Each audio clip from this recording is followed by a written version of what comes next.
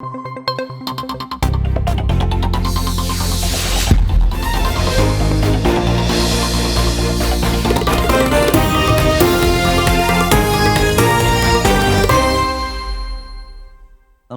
News and views ആരംഭിക്കുകയാണ്.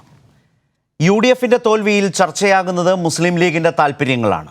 ലീഗിന്റെ മതമൗലികതാവാദ വഴിയും UDFനെ നയിക്കുന്നത് ലീഗാണോ എന്ന ചോദ്യവും ഗൗരവമുള്ള രാഷ്ട്രീയ പ്രശ്നമായി നിലനിൽക്കുകയാണ്. ലീഗിന്റെ രാഷ്ട്രീയവും താല്പര്യവും ചർച്ചയാകുമ്പോൾ ഉയരുന്ന ചോദ്യങ്ങൾ ഇവയാണ്. ലീഗ് മതമൗലികവാദത്തോട് കൂടുതൽ അടുക്കുന്നോ? ഹിന്ദുത്വ പ്രചാരകർക്ക് സഹായകരമോ ലീഗിന്റെ നിലപാടുകൾ? രാഷ്ട്രീയ ചോദ്യങ്ങളെ ലീഗ് നേരിടുന്നത് വർഗീയമായിട്ടോ? UDFൽ ലീഗിന്റെ ബാക്ക് സീറ്റ് ഡ്രൈവിംഗോ? ചർച്ചയിലേക്ക് പോകും മുമ്പ് പ്രധാന വാർത്തകളൊന്ന് കാണാം. VKC ഡിബോങ്കോ പ്രധാന വാർത്തകൾ നിങ്ങൾക്കായി സമർപ്പിക്കുന്നത് VKC Debongo. VKC Debongo, make your move.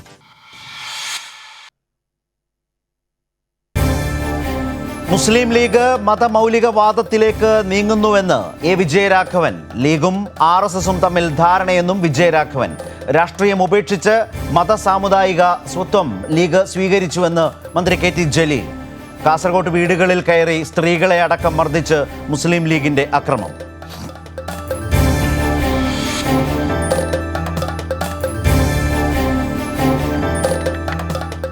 മുല്ലപ്പള്ളിക്ക് തിരിച്ചടി. ഹൈക്കമാൻഡിന് നേതൃമാറ്റം ആലോചിക്കേണ്ടി വരുമെന്ന് KC വേണുഗോപാൽ. വെൽഫെയർ കൂട്ടുകെട്ടും പരിശോധിക്കും. നേതൃമാറ്റം ആവശ്യമില്ലെന്ന് കൊടിക്കുന്നിൽ സുരേഷ് MP.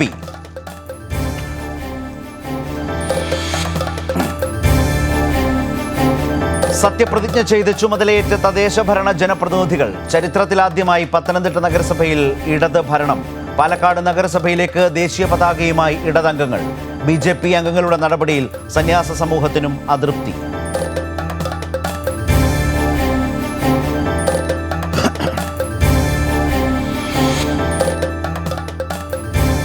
ഇന്ന് 3423 പേർക്ക് കോവിഡ്, 4494 പേർക്ക് രോഗമുക്തി. ടെസ്റ്റ് പോസിറ്റിവിറ്റി നിരക്ക് 9.8.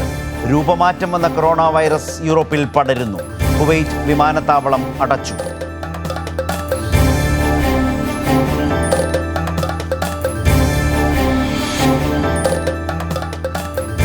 കാർഷിക നിയമങ്ങൾക്കെതിരെ ബദലുമായി കേരളം. കാർഷിക നിയമങ്ങൾക്കെതിരെ പ്രമേയം പാസാക്കും. ബുധനാഴ്ച പ്രത്യേക നിയമസഭാ സമ്മേളനം. ആളിക്കത്തി കർഷക പ്രക്ഷോഭം. ദില്ലിയിലേക്ക് ലോങ് മാർച്ച്. സമരവേദികളിൽ റിലേ നിരാഹാര സമരം. ഐക്യദാർഢ്യവുമായി സമരമുഖത്ത് വിജയരാഘവൻ.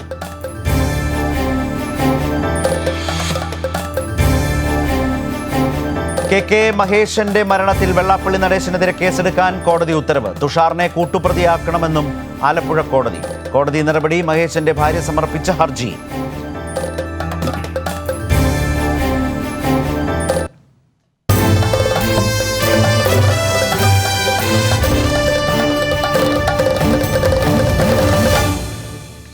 ന്യൂസ് ആൻഡ് വ്യൂസിൽ ഇന്ന് പങ്കെടുക്കുന്നത് NN കൃഷ്ണദാസ്, CPIM നേതാവ്. യൂത്ത് ലീഗിന്റെ അഖിലേന്ത്യാ ഉപാധ്യക്ഷൻ അഡ്വക്കേറ്റ് ഫൈസൽ ബാബു. രാഷ്ട്രീയ നിരീക്ഷകൻ doctor Premkumar. Shri NN Krishnadas, doctor പ്രേംകുമാറും അതുപോലെ ശ്രീ NN കൃഷ്ണദാസുമാണ് ചർച്ചയിൽ. ഫൈസൽ ബാബു ചർച്ചയിലേക്ക് എത്തുന്നതേ ഉള്ളൂ. അദ്ദേഹം എത്തുന്നു എന്നാണ് മനസ്സിലാക്കുന്നത്. ശ്രീ കൃഷ്ണദാസ്, മുഖ്യമന്ത്രി ഇന്നലെ പറഞ്ഞതിൻ്റെ തുടർച്ചയിൽ, മുഖ്യമന്ത്രി മുൻപ് പറഞ്ഞതിൻ്റെ തുടർച്ചയിൽ UDFനെ നയിക്കുന്നതാര് എന്ന ചോദ്യം അത് അങ്ങേയറ്റം വർഗീയമായ കാഴ്ചപ്പാടോടുകൂടി മുഖ്യമന്ത്രിയിൽ നിന്നുണ്ടായതാണ് എന്ന പ്രതികരണമാണ് അവിടെ നിന്ന് വന്നിട്ടുള്ളത്. ആ സാഹചര്യത്തിൽ ഇന്ന് വിജയരാഘവൻ, CPIMന്റെ ആക്ടിംഗ് സെക്രട്ടറി, കുറെ കൂടി ശക്തമായി തന്നെ അതിൻ്റെ തുടർച്ചയിൽ നിന്നുകൊണ്ട് മുഖ്യമന്ത്രി പറഞ്ഞത് വസ്തുതയാണ് എന്ന് വിശദീകരിച്ചുകൊണ്ട് പറഞ്ഞത് ലീഗ് മതമൗലികവാദ വഴിയിലേക്ക് നീങ്ങി എന്ന് ഉറച്ച ബോധ്യത്തോടെയാണ് അദ്ദേഹം പറഞ്ഞത്. CPIMന്റെ ഒരു പൊതുവിലയിരുത്തൽ അങ്ങനെയാണോ? മുസ്ലിം ലീഗിനെ സംബന്ധിച്ച് ഈ തെരഞ്ഞെടുപ്പ് കഴിയുമ്പോൾ വളരെ ശക്തമായി ആവർത്തിച്ച് ഉന്നയിക്കുന്ന ഒരു പ്രധാന പ്രശ്നം ഇതാണോ?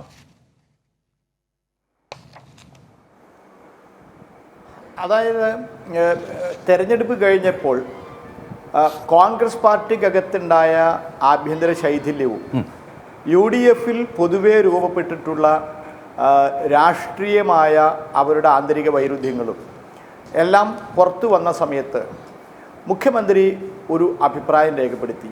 ഇതിൻ്റെ എല്ലാം വെളിച്ചത്തിലായിരുന്നു അന്ന് മുഖ്യമന്ത്രി കൃത്യമായിട്ട് പറഞ്ഞത്.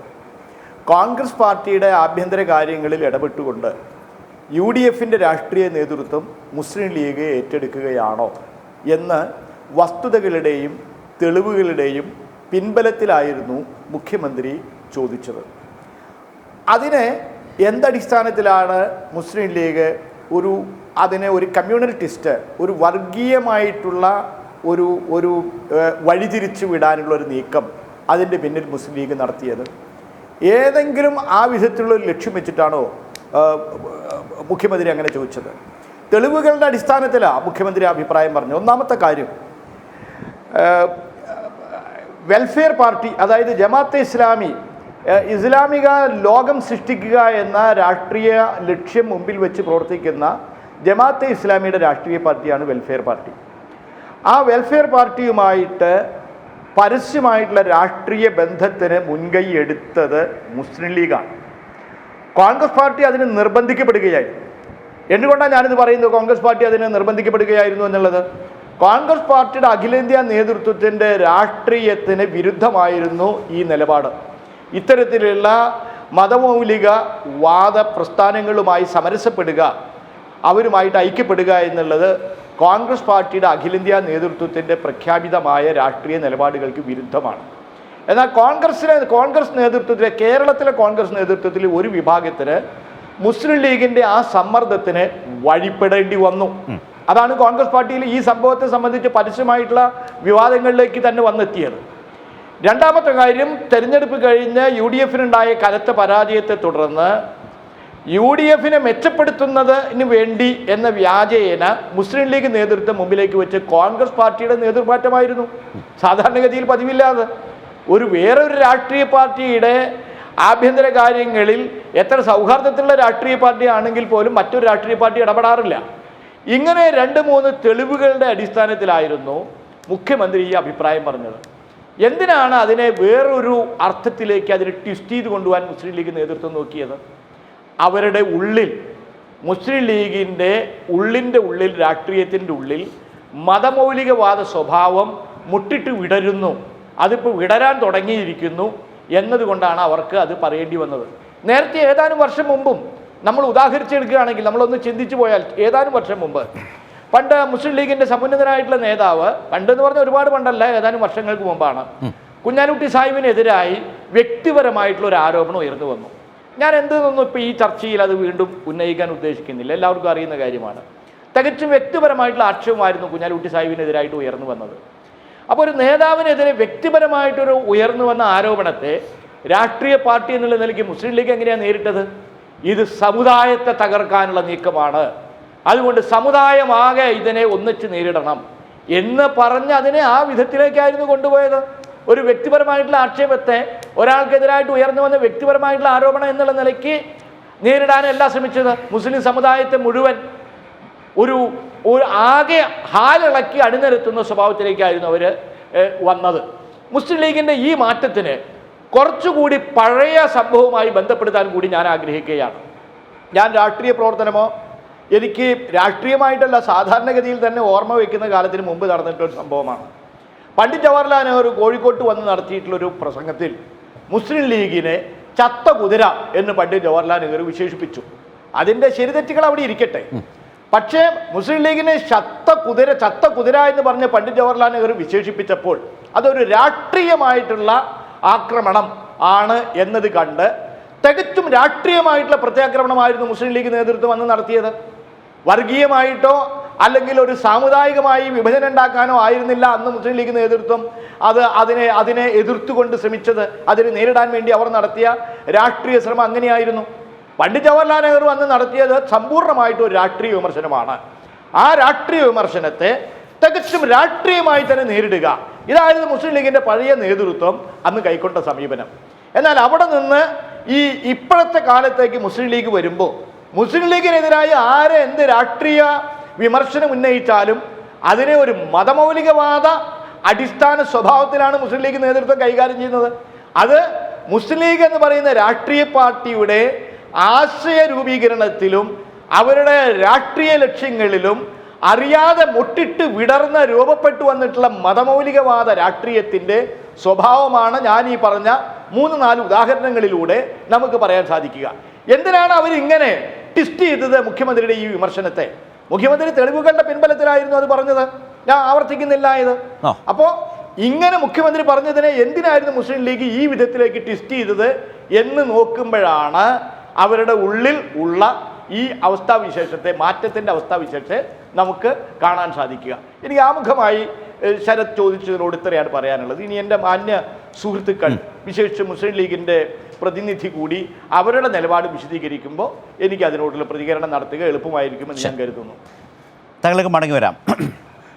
അഡ്വക്കേറ്റ് ഫൈസൽ ബാബു, ഇതിപ്പോൾ മുഖ്യമന്ത്രി സംസാരിച്ചപ്പോഴും ഇന്ന് എ വിജയരാഘവൻ സംസാരിച്ചപ്പോഴും ഈ ചർച്ചയിൽ NN കൃഷ്ണദാസ് സംസാരിക്കുമ്പോഴും CPIM ഊന്നൽ നൽകുന്നത് ഒരു രാഷ്ട്രീയമായ ചോദ്യമാണ് ചോദിച്ചത്.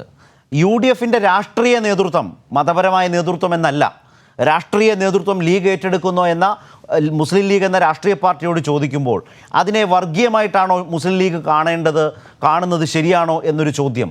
അതിനെ ആ തരത്തിലേക്കുള്ള പ്രതികരണങ്ങൾ ഇറക്കി വിടുക, അത്തരം പ്രതികരണങ്ങൾ രൂപപ്പെടാനുള്ള പരിസരം രൂപപ്പെടുത്തുക എന്ന് പറയുന്ന ഒരു വർഗീയ നിലപാടാണോ മുസ്ലിം ലീഗ് എന്ന രാഷ്ട്രീയ പാർട്ടി കാഴ്ചവെക്കേണ്ടത്?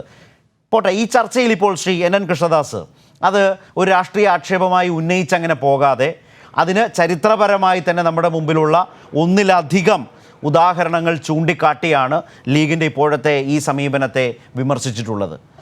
അപ്പോൾ രാഷ്ട്രീയ ചോദ്യങ്ങളെ ലീഗ് നേരിടുന്നത് ഇങ്ങനെ വർഗീയമായിട്ടാണോ? ഈ സമീപകാലത്ത് മുസ്ലിം ലീഗിന് വന്നിട്ടുള്ള ഒരു വലിയ മാറ്റമാണ്. ആ മാറ്റത്തിൻ്റെ വഴിയിൽ ഇടപെടുന്നതിനെയാണ് ശ്രീ NN കൃഷ്ണദാസ് വിമർശിച്ചത്. മറുപടി.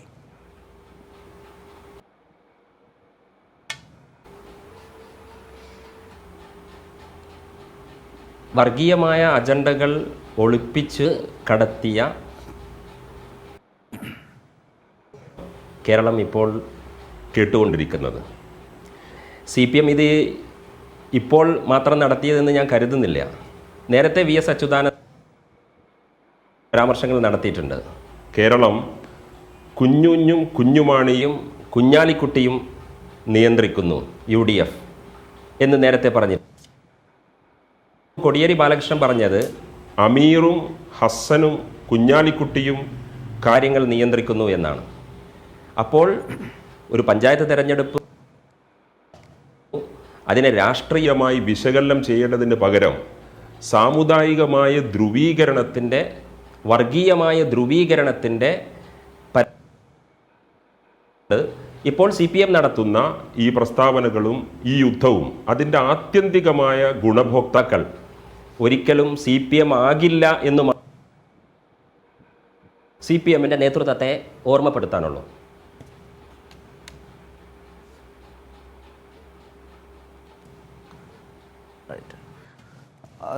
ശ്രീ ഫൈസൽ ബാബു, ചില സാങ്കേതിക തടസ്സങ്ങൾ കണ്ടതുകൊണ്ടാണ് താങ്കൾ പറഞ്ഞ് അവസാനിപ്പിച്ചപ്പോൾ എനിക്ക് തന്നെ ഒരു ആശയക്കുഴപ്പം കാര്യത്തിൽ വന്നത്.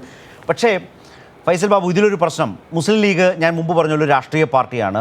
തെരഞ്ഞെടുപ്പിന് ശേഷം വന്ന വിധിയുടെ അടിസ്ഥാനത്തിൽ മലപ്പുറത്ത് മുസ്ലിം ലീഗ് പിടിച്ചു നിന്നു. മലപ്പുറത്ത് കോൺഗ്രസ് അടക്കം ചെന്നുപെട്ട പ്രതിസന്ധികളുണ്ട്. വെൽഫെയർ പാർട്ടിയുമായി ചേർന്നതിൻ്റെ രാഷ്ട്രീയ പ്രത്യാഘാതം ആ പാർട്ടിക്കകത്തുണ്ടാക്കിയ ഒലച്ചിൽ ചില്ലറയല്ല. ഞാൻ കോൺഗ്രസിനെ കുറിച്ചാണ് ഉദ്ദേശിച്ചത്. നേതൃമാറ്റം വരെ വേണം എന്ന് പരസ്യമായി പറയുന്നതിലേക്ക് ആ പാർട്ടിയിലെ മുതിർന്ന നേതാക്കൾ എത്തപ്പെട്ടു. ഇന്ന് ഹൈക്കമാൻഡിൽ സംഘടനാ ചുമതലയുള്ള KC വേണുഗോപാൽ പറഞ്ഞത് ഹൈക്കമാൻഡിന് സംഘടനാ നേതൃമാറ്റമടക്കം ഉള്ള പ്രശ്നങ്ങൾ പരിശോധിക്കേണ്ടി വരും. ആ നിലയിലൊക്കെ ഒരു മുന്നണിയെ, വിശേഷിച്ച് കോൺഗ്രസിനെ, മധ്യ കേരളത്തിലും തെക്കൻ കേരളത്തിലുമൊക്കെ അവർക്ക് വലിയ തിരിച്ചടി ഉണ്ടാകും വിധമുള്ള ഒരു വലിയ പ്രതിസന്ധിയിലേക്ക് കൊണ്ടുവിടുന്ന ഈ ജമാഅത്തെ ഇസ്ലാമിയുടെ വെൽഫെയർ പാർട്ടിയുമായുള്ള സഹകരണം അതിലൊരു പ്രധാനപ്പെട്ട ഘടകം കൂടിയാണ്. അതിന് മേൽക്കൈയെടുത്തത്, അതിനുവേണ്ട എല്ലാം ചെയ്തത് മുസ്ലിം ലീഗാണെന്നുള്ള ഗൗരവമുള്ളൊരു പ്രശ്നം നിൽക്കുമ്പോൾ അതിൽ നിങ്ങൾക്ക് നിങ്ങളുടെ ജില്ലയിൽ മലപ്പുറത്ത് നിങ്ങൾക്ക് സ്വാധീന മേഖലയിൽ അതിന് അതിൻ്റേതായ ആശ്വാസം കിട്ടിയിട്ടുണ്ടാവാം. അതിനുശേഷം വരുന്നൊരു വിലയിരുത്തലിൽ നിങ്ങളുടെ രാഷ്ട്രീയ എതിരാളികളിൽ നിന്ന് നിങ്ങളുടെ മുന്നണിയുടെ നേതൃത്വം നിങ്ങൾക്കാണോ എന്ന് ചോദിച്ചാൽ അത് നിങ്ങൾക്കുണ്ടായ നേട്ടത്തെ അംഗീകരിച്ചുകൊണ്ടുകൂടിയാണ്. അല്ലെങ്കിൽ അത് വിലയിരുത്തിക്കൊണ്ട് കൂടിയാണ്. അതിലടങ്ങിയിരിക്കുന്ന ഒരു രാഷ്ട്രീയ ചോദ്യമാണ്. അതിന് നേരെ ഘടകവിരുദ്ധമായ ഒരു വിലയിരുത്തലിലേക്ക് പോകുന്നത് നേരത്തെ ശ്രീ NN കൃഷ്ണദാസ് സൂചിപ്പിച്ചത് ഈ ഘട്ടത്തിൽ ഫൈസൽ ബാബു പറയാതെ തരമില്ല. PK കുഞ്ഞാലിക്കുട്ടിക്കെതിരെ ഒരു വിഷയം ഐസ്ക്രീം കേസ് ഉണ്ടായ ഘട്ടത്തിൽ അത് സമുദായത്തിന് നേരെയുള്ള ആക്രമണം എന്ന് എങ്ങനെയാണോ അന്ന് ലീഗ് വിശേഷിപ്പിച്ചത് അതേ മട്ടിൽ തന്നെ വീണ്ടും അതിനെ ഒരു നിലപാട് സ്വീകരിക്കുന്നു. ഇതിലെ വൈരുദ്ധ്യവും ഇതിലെ പിഴവുമാണ് NN കൃഷ്ണദാസ് ചൂണ്ടിക്കാട്ടിയത്.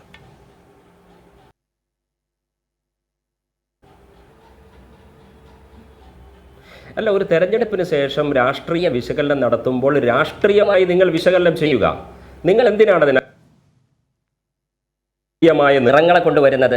ഒരു തെരഞ്ഞെടുപ്പിന് ശേഷം വർഗീയമായ സാമുദായികമായ വായനകൾ നടത്തുന്നത് CPM ഇപ്പോൾ മാത്രമാണോ ചെയ്യുന്നത്? നേരത്തെ മലപ്പുറം UDFന്റെ നേതൃത്വം മുസ്ലിം ലീഗിനാണോ എന്ന് ചോദിച്ചാൽ അത് വർഗീയമാണ് എന്ന് നിങ്ങൾ കരുതുന്നുവെങ്കിൽ അത് നിങ്ങളുടെ പ്രശ്നമല്ലേ?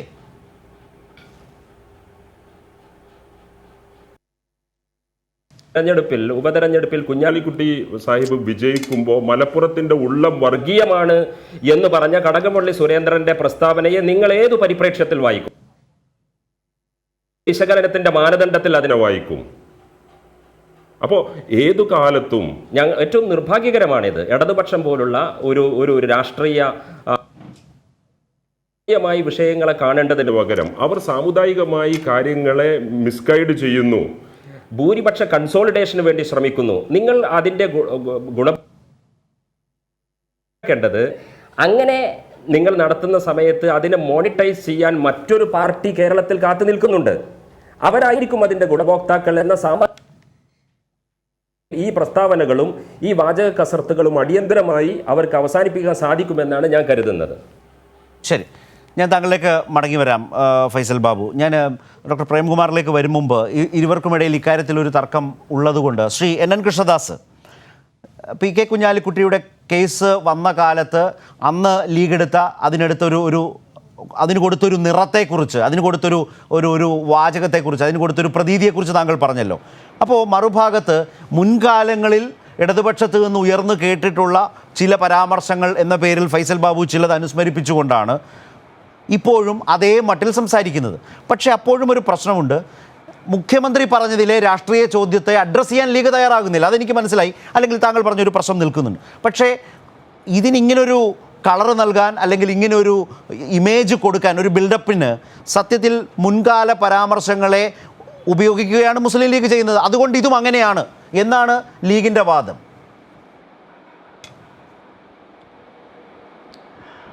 അതായത് ഉള്ളിൻ്റെ ഉള്ളിൽ ഈ ആശയം സജീവമായി കിടക്കുന്നതുകൊണ്ടാണ് എന്ത് കേട്ടാലും അതിനെ വർഗീയമായി ഉണ്ടാക്കാനാണ് എന്ന് തോന്നൽ മുസ്ലിം ലീഗിന് വരുന്നത്. നേരത്തെ ഒരിക്കൽ പ്രതിപക്ഷ നേതാവായ VS പ്രതിപക്ഷ നേതാവായിരുന്നപ്പോൾ കേരള രാഷ്ട്രീയത്തെ സംബന്ധിച്ചുള്ള ഏതോ ഒരു പരാമർശത്തിനിടയിൽ അദ്ദേഹം കേരളം കുഞ്ഞുമാണി കുഞ്ഞാലിക്കുട്ടി കൂടിയാണ് ഭരിക്കുന്നത് എന്ന് പറഞ്ഞത് വർഗീയ ധ്രുവീകരണം ഉണ്ടാക്കാനാണ് എന്ന് പറയുന്നത്. അങ്ങനെ ഒരു തോന്നൽ എന്തിനാണ് ഉണ്ടാകുന്നത്? അത് കേരളത്തിലെ UDFന്റെ നേതൃത്വമാണ്. ഉമ്മൻചാണ്ടി, KM മാണി, കുഞ്ഞാലിക്കുട്ടി സാഹിബ് UDFന്റെ നേതൃത്വമാണത്. നേരെ മറിച്ച് വേറൊരാൾ പറഞ്ഞു എന്ന് വിചാരിക്കുക, കേരളത്തിൽ പിണറായി വിജയൻ, MP വീരേന്ദ്രകുമാർ, AC ഷൺമുഖദാസ് തുടങ്ങിയിട്ടുള്ളവരാണ് കേരളം ഭരിക്കുന്നത്, കേരളത്തിൻ്റെ രാഷ്ട്രീയം നിയന്ത്രിക്കുന്നത് എന്ന് പറഞ്ഞാൽ അങ്ങനെ ആർക്കും തോന്നുന്നില്ലല്ലോ. അപ്പോൾ ഇങ്ങനെ പറഞ്ഞാൽ ഇവർക്ക് തോന്നുന്നുണ്ട് ഉള്ളിൻ്റെ ഉള്ളിൽ ഈ ചിന്ത ഉള്ളത് കൊണ്ടാണ്. അതായത് എന്ത് കേട്ടാലും വെറുതെ, ഞങ്ങളുടെ നാട്ടിലെ ഒരു പഴഞ്ചൊല്ലുണ്ട്, ഒരാൾ വെറുതെ ഇങ്ങനെ പോയിക്കൊണ്ടിരിക്കുമ്പോൾ പിന്നെ തട്ടി വിളിച്ചിട്ട് അല്ലോ ഒന്ന് നിൽക്കണേ, എന്താ എന്ന് ചോദിച്ചു. എന്നെ കണ്ടാൽ കിണ്ണം കട്ടു തോന്നുന്നുണ്ടോ എന്ന് ചോദിച്ചു. അയാൾ കിണ്ണം കട്ടോ എന്നുള്ള ഈ പോണ ആൾക്ക് വിവരം തന്നെ അറിയില്ല. അപ്പോൾ വെറുതെ ഒരാളെ തട്ടി വിളിച്ചിട്ട് ചോദിക്കുക, എന്നെ കണ്ടാൽ ശരിക്കും നോക്കൂ, എന്നെ കണ്ടാൽ കിണ്ണം കട്ടു തോന്നുന്നുണ്ടോ എന്ന്.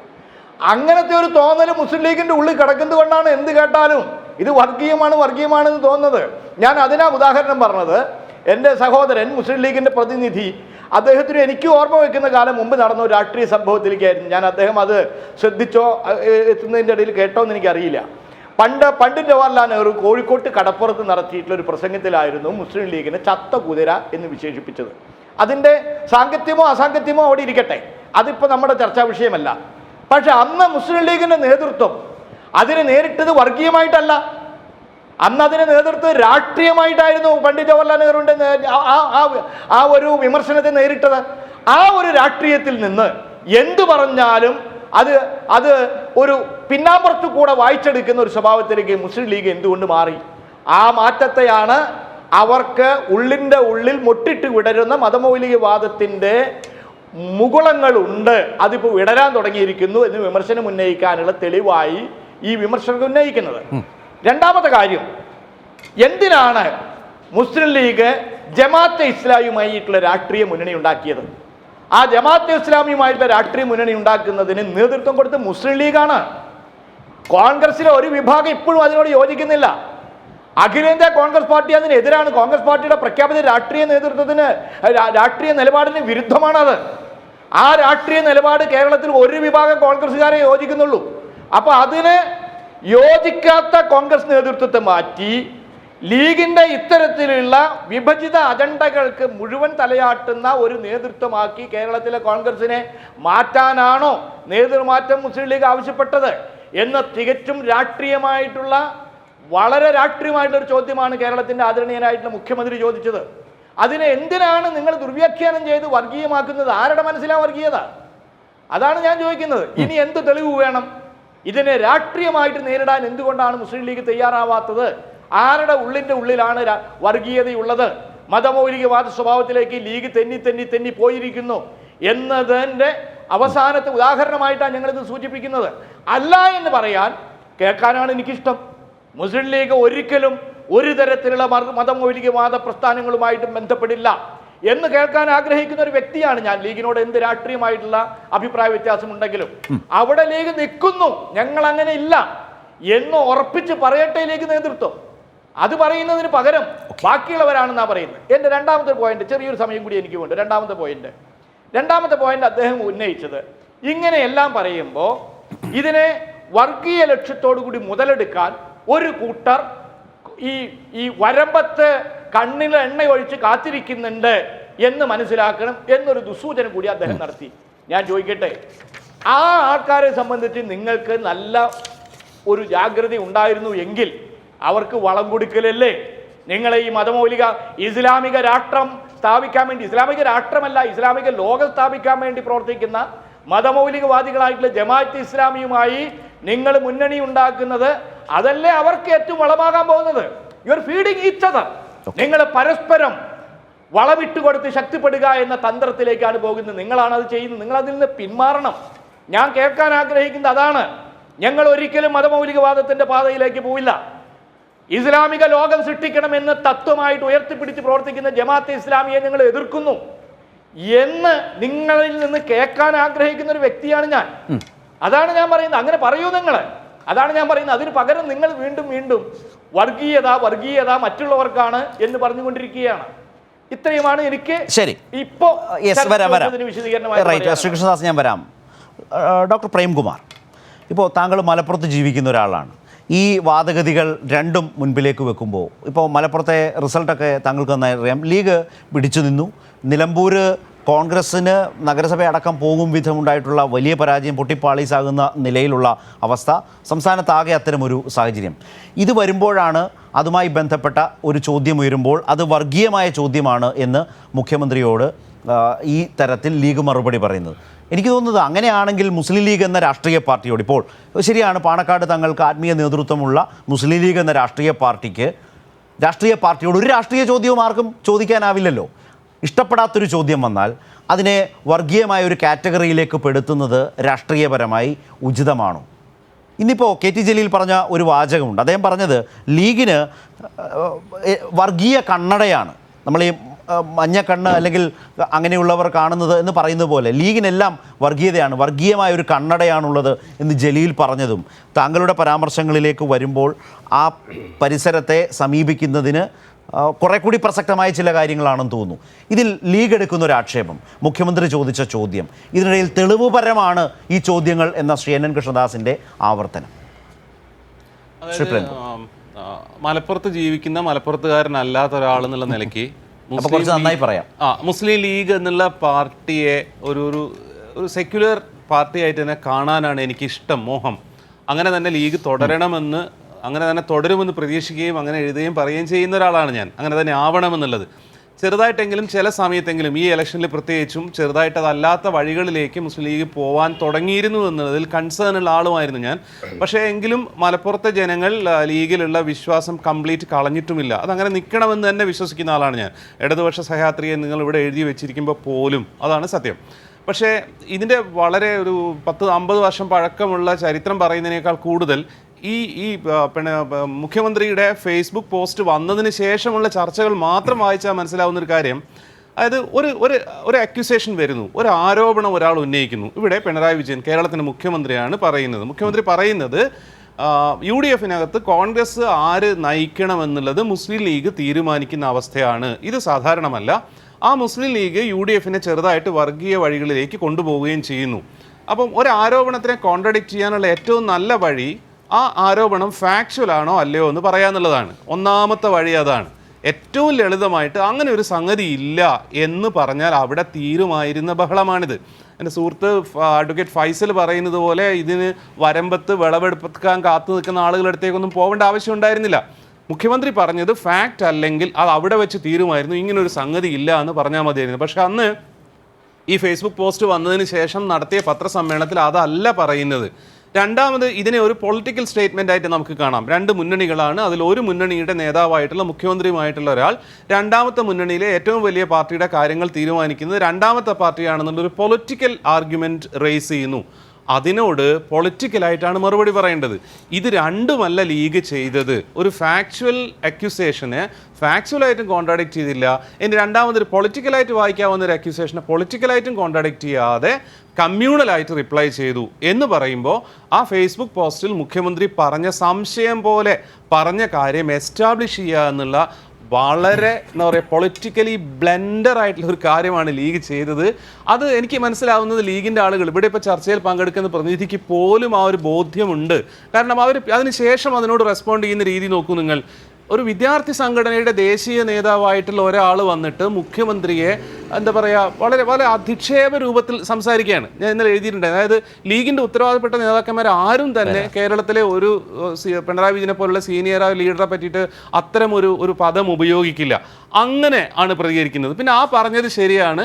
പിണറായി വിജയൻ വർഷങ്ങൾക്ക് മുമ്പ് നടത്തിയ ഭാഷയിലെ പിഴവുകളൊക്കെ ചൂണ്ടിക്കാണിച്ചുകൊണ്ട് അതായത് എന്ത് ഇഷ്യൂ ആണോ ഡിസ്കസ് ചെയ്യേണ്ടത്, കോൺട്രഡിക്റ്റ് ചെയ്യേണ്ടത്, അതിലേക്ക് വരാതിരിക്കുക. ഇതെനിക്ക് തോന്നുന്നത് കഴിഞ്ഞ 5-6 മാസമായിട്ട് ഇവർ കേരളത്തിലെ കോണ്ടെക്സ്റ്റ് പൊളിറ്റിക്കൽ കോണ്ടെക്സ്റ്റിൽ ശീലിച്ചു പോയതാണ്. ഒരിക്കലും റിയൽ ഇഷ്യൂസിൻ്റെ അടുത്തേക്ക് വരാതിരിക്കുകയും അതിൻ്റെ ചുറ്റുമുള്ള കുറേ ബഹളങ്ങൾ ഇങ്ങനെ അഭിനമിക്കുകയും ചെയ്യുന്ന ഒരു ആളുകൾ ഇവിടെ ഇപ്പോൾ ചർച്ചയിൽ പങ്കെടുക്കുന്ന പ്രതിനിധിക്ക് പോലും ആ ഒരു ബോധ്യമുണ്ട്. കാരണം അവർ അതിനുശേഷം അതിനോട് റെസ്പോണ്ട് ചെയ്യുന്ന രീതി നോക്കൂ നിങ്ങൾ. ഒരു വിദ്യാർത്ഥി സംഘടനയുടെ ദേശീയ നേതാവായിട്ടുള്ള ഒരാൾ വന്നിട്ട് മുഖ്യമന്ത്രിയെ എന്താ പറയുക വളരെ വളരെ അധിക്ഷേപ രൂപത്തിൽ സംസാരിക്കുകയാണ്. ഞാൻ ഇന്നലെ എഴുതിയിട്ടുണ്ട്. അതായത് ലീഗിൻ്റെ ഉത്തരവാദപ്പെട്ട നേതാക്കന്മാർ ആരും തന്നെ കേരളത്തിലെ ഒരു പിണറായി വിജയനെ പോലുള്ള സീനിയർ ലീഡറെ പറ്റിയിട്ട് അത്തരം ഒരു പദം ഉപയോഗിക്കില്ല. അങ്ങനെ ആണ് പ്രതികരിക്കുന്നത്. പിന്നെ ആ പറഞ്ഞത് ശരിയാണ്. പിണറായി വിജയൻ വർഷങ്ങൾക്ക് മുമ്പ് നടത്തിയ ഭാഷയിലെ പിഴവുകളൊക്കെ ചൂണ്ടിക്കാണിച്ചുകൊണ്ട് അതായത് എന്ത് ഇഷ്യൂ ആണോ ഡിസ്കസ് ചെയ്യേണ്ടത്, കോൺട്രഡിക്റ്റ് ചെയ്യേണ്ടത്, അതിലേക്ക് വരാതിരിക്കുക. ഇതെനിക്ക് തോന്നുന്നത് കഴിഞ്ഞ 5-6 മാസമായിട്ട് ഇവർ കേരളത്തിലെ കോണ്ടെക്സ്റ്റ് പൊളിറ്റിക്കൽ കോണ്ടെക്സ്റ്റിൽ ശീലിച്ചു പോയതാണ്. ഒരിക്കലും റിയൽ ഇഷ്യൂസിൻ്റെ അടുത്തേക്ക് വരാതിരിക്കുകയും അതിൻ്റെ ചുറ്റുമുള്ള കുറേ ബഹളങ്ങൾ ഇങ്ങനെ അഭിനമിക്കുകയും ചെയ്യുന്ന ഒരു മെത്തേഡ്, അത് അമ്പേ പരാജയപ്പെട്ടു എന്ന് ഈ ഇലക്ഷനോടെയെങ്കിലും തിരിച്ചറിയണ്ടേ? ഫാക്ച്വലായിട്ട് ക്ലാരിറ്റിയോടെ കാര്യങ്ങൾ പറയുകയാണ് വേണ്ടത്. ഇനിയും ആ വഴി പോയാൽ ഒരു കാരണവശാലും ആളുകൾ നിങ്ങളുടെ കൂടെ നിൽക്കില്ല. ഡിഫീറ്റ്, പരാജയത്തെ എങ്ങനെ എടുക്കാം, എങ്ങനെ നേരിടാം, എങ്ങനെ ഡീൽ ചെയ്യാം എന്നുള്ളത് പൊളിറ്റിക്കൽ ലീഡർഷിപ്പിന് ഉണ്ടാവേണ്ട ഒരു കഴിവാണത്. പലപ്പോഴും കേരളത്തിലെ UDF-ൻ്റെ അകത്ത് കോൺഗ്രസ് അത്തരം ആശയക്കുഴപ്പത്തിലൊക്കെ ആയി പോകുന്ന സമയത്ത് തുണയായി നിന്നിട്ടുള്ളത് കുഞ്ഞാലിക്കുട്ടി സാഹിബാണ്, മുസ്ലിം ലീഗാണ്. കൃത്യമായിട്ട് ആ വഴി നമ്മൾ എത്രയോ തവണ കണ്ടിട്ടുണ്ട്. ഹൈക്കമാൻഡുമായിട്ടൊക്കെ കമ്മ്യൂണിക്കേറ്റ് ചെയ്തിട്ട് കാര്യങ്ങൾ ബാക്ക് ഓൺ ട്രാക്സ് കൊണ്ടുവരുന്നത് ലീഗിന് വലിയ പങ്കുണ്ടായിരുന്നു. നല്ല പങ്ക് തന്നെയായിരുന്നു. കാരണം കോൺഗ്രസ് എന്നുള്ള ഒരു ഉത്തരവാദിത്തപ്പെട്ട ഒരു പ്രതിപക്ഷം കേരളത്തിൽ ഉണ്ടാവണം, അത് ആവശ്യമാണ്, അത് നിർബന്ധമായിട്ടുണ്ടാവേണ്ട കാര്യമാണ്. അങ്ങനെ നശിച്ചു പോകുന്ന ഒരു കാരണവശാലും ശരിയല്ല. UDF ഇല്ലാതായി പോകുക എന്നുള്ളത് ഒരിക്കലും ആശാസ്യമായ കാര്യമാണെന്ന് ഞാൻ കരുതുന്നില്ല. പക്ഷേ ഈ ഘട്ടത്തിൽ വർഗീയ കക്ഷികളുമായിട്ട് വെൽഫെയർ പാർട്ടി പോലുള്ള കക്ഷികളുമായിട്ടുള്ള അലയൻസും അത് UDFന്റെ ക്യാമ്പ് തന്നെ ഉണ്ടാക്കിയുള്ള തിരിച്ചടികളും എങ്ങനെ ഡീൽ ചെയ്യണം എന്ന് ആശയക്കുഴപ്പത്തിൽ നിൽക്കുന്ന അവസ്ഥയിലാണ് ഹൈലി സ്ട്രാറ്റജിക് ആയിട്ടുള്ള ഈ പൊളിറ്റിക്കൽ സ്റ്റേറ്റ്മെൻറ്റ് പിണറായി വിജയനിൽ നിന്ന് വന്നത്. അതിൽ UDF ക്യാമ്പും എസ്പെഷ്യലി ലീഗും ആകെ കൺഫ്യൂസ്ഡ് ആണ്. അതാണ് ഈ ദിവസങ്ങളിലെ ചർച്ചകളിലും ഈ ആക്രോശങ്ങളിലും ഒക്കെ കേട്ടുകൊണ്ടിരിക്കുന്നത്. ഇതിന് പൊളിറ്റിക്കലായിട്ടുള്ള ഒരു സൊല്യൂഷൻ മുസ്ലിം ലീഗ് കണ്ടെത്തുക എന്നുള്ളത് വളരെ നിർബന്ധമുള്ള കാര്യമാണ്. അഡ്വക്കേറ്റ് ഫൈസൽ പറഞ്ഞതുപോലെ ഇതിൻ്റെ വിളവെടുക്കാൻ വേറെ ആളുകൾ നിൽക്കുന്നുണ്ട്. ഒരു കാരണവശാലും പണ്ട് കടകംപള്ളി സുരേന്ദ്രൻ പറഞ്ഞൊരു വാക്കോ VS അച്യുതാനന്ദൻ്റെ കുഞ്ഞു എന്നുള്ളൊരു സാധനത്തിൻ്റെ ഓളൊന്നും പിടിച്ചിട്ട് ഈ ഒരു സിറ്റുവേഷൻ നിങ്ങൾക്ക് ഡീൽ ചെയ്യാൻ പറ്റില്ല എന്ന് മനസ്സിലാക്കണം ലീഗ്. എത്രയും പെട്ടെന്ന് മനസ്സിലാക്കിയാൽ അത് ലീഗിനും UDFനും കേരളം ആസ് എ ഹോൾ ആ ഒരു സൊസൈറ്റിക്കും നല്ല കാര്യമാണ്. ആ രീതിയിലേക്ക് ലീഗ് വരണം. ഫാക്ട്സിനെ ഫാക്ട്സ് ആയിട്ട് കാണുന്ന രീതിയിലേക്ക് വരുമെന്ന് പ്രതീക്ഷിക്കുന്ന ഒരാളാണ് ഞാൻ ഏതായാലും ഈ ചർച്ചയെക്കുറിച്ച് ഉദ്ദേശിച്ചല്ല എന്ന് വിചാരിക്കുന്നു. കാരണം ആക്രോശിക്കുന്നു എന്ന് താങ്കൾ പറഞ്ഞു, ഒരിക്കലും അഡ്വക്കേറ്റ് ഫൈസൽ ബാബുവിനെ കുറിച്ച് ആവാൻ അദ്ദേഹം വളരെ ജനാധിപത്യപരമായി തന്നെ ഇതിനെപ്പറ്റി ഏറ്റവും തീക്ഷ്ണമായ മറുപടി ഫേസ്ബുക്കിലൂടെയാണ് അവരുടെ MSFന്റെ ലീഡറാണ് പറഞ്ഞിട്ടുള്ളത്. അതിനുശേഷം വരുന്ന കമന്റ്സും ഒരർത്ഥത്തിൽ റെസ്പോൺസിബിൾ അല്ലാത്ത ആളുകളിൽ നിന്ന് വരുന്ന കമന്റ്സും ഇങ്ങനെ തന്നെയാണ്, ആക്രോശത്തിൻ്റെയാണ്. ഒരിക്കലും ഒരു പൊളിറ്റിക്കൽ ഡിബേറ്റിൻ്റെതല്ല. ഒരു കാരണവശാലും അഡ്വക്കേറ്റ് ഫൈസലിനെ ഉദ്ദേശിച്ചല്ല ഞാൻ പറഞ്ഞത്, ലീഗിന്റെ ഉത്തരവാദപ്പെട്ട ഒരാളെയും ഉദ്ദേശിച്ചിട്ടല്ല പറഞ്ഞിട്ടുള്ളത്. ഞാൻ ഏതായാലും ഇങ്ങനൊരു സ്റ്റാൻഡ് ലീഗ് എടുത്തതോടുകൂടി അതിൽ നിന്ന് ലീഗ് മതമൗലികവാദ വഴിയിൽ എന്ന് പറയുന്ന ഒരു ഇഷ്യൂ നമ്മുടെ മുമ്പിലുണ്ട്. നമുക്കതിലേക്ക് രണ്ടാമത് വരാം. കാരണം അങ്ങനെയും കൂടി ഒരു ഡിബേറ്റ് ഓപ്പൺ ചെയ്യുന്നതിന് ലീഗ് തന്നെ ഇടവരുത്തി. അതിൽ തർക്കമുള്ളയാളാണ് ഫൈസൽ ബാബു എന്നെനിക്കറിയാം. താങ്കൾ അതിലേക്ക് വരും മുമ്പ് UDF പൊളിറ്റിക്സിനകത്ത് നിന്നുകൊണ്ട് ഒരു രാഷ്ട്രീയ ചോദ്യം മുഖ്യമന്ത്രി ചോദിച്ചു. ആ രാഷ്ട്രീയ ചോദ്യമായി മുസ്ലിം ലീഗ് അതിനെ കാണുന്നുമില്ല. ഇതുവരെ അതിന് മറുപടി അങ്ങനെ ഉണ്ടാകാത്തതിനെക്കുറിച്ചാണ് നേരത്തെ ശ്രീ പ്രേംകുമാർ സൂചിപ്പിച്ചത്. രാഷ്ട്രീയമായി അതിന് മറുപടി പറയാത്തതിൻ്റെ പോരായ്മകളെ അദ്ദേഹം ചൂണ്ടിക്കാട്ടിയതിനോട്, അദ്ദേഹം അതിൽ കാണുന്ന ചില പിഴവുകൾ ചൂണ്ടിക്കാട്ടിയതിനോട് ഫൈസൽ ബാബുവിന് ഏതെങ്കിലും തരത്തിൽ യോജിക്കാനാവുന്നുണ്ടോ?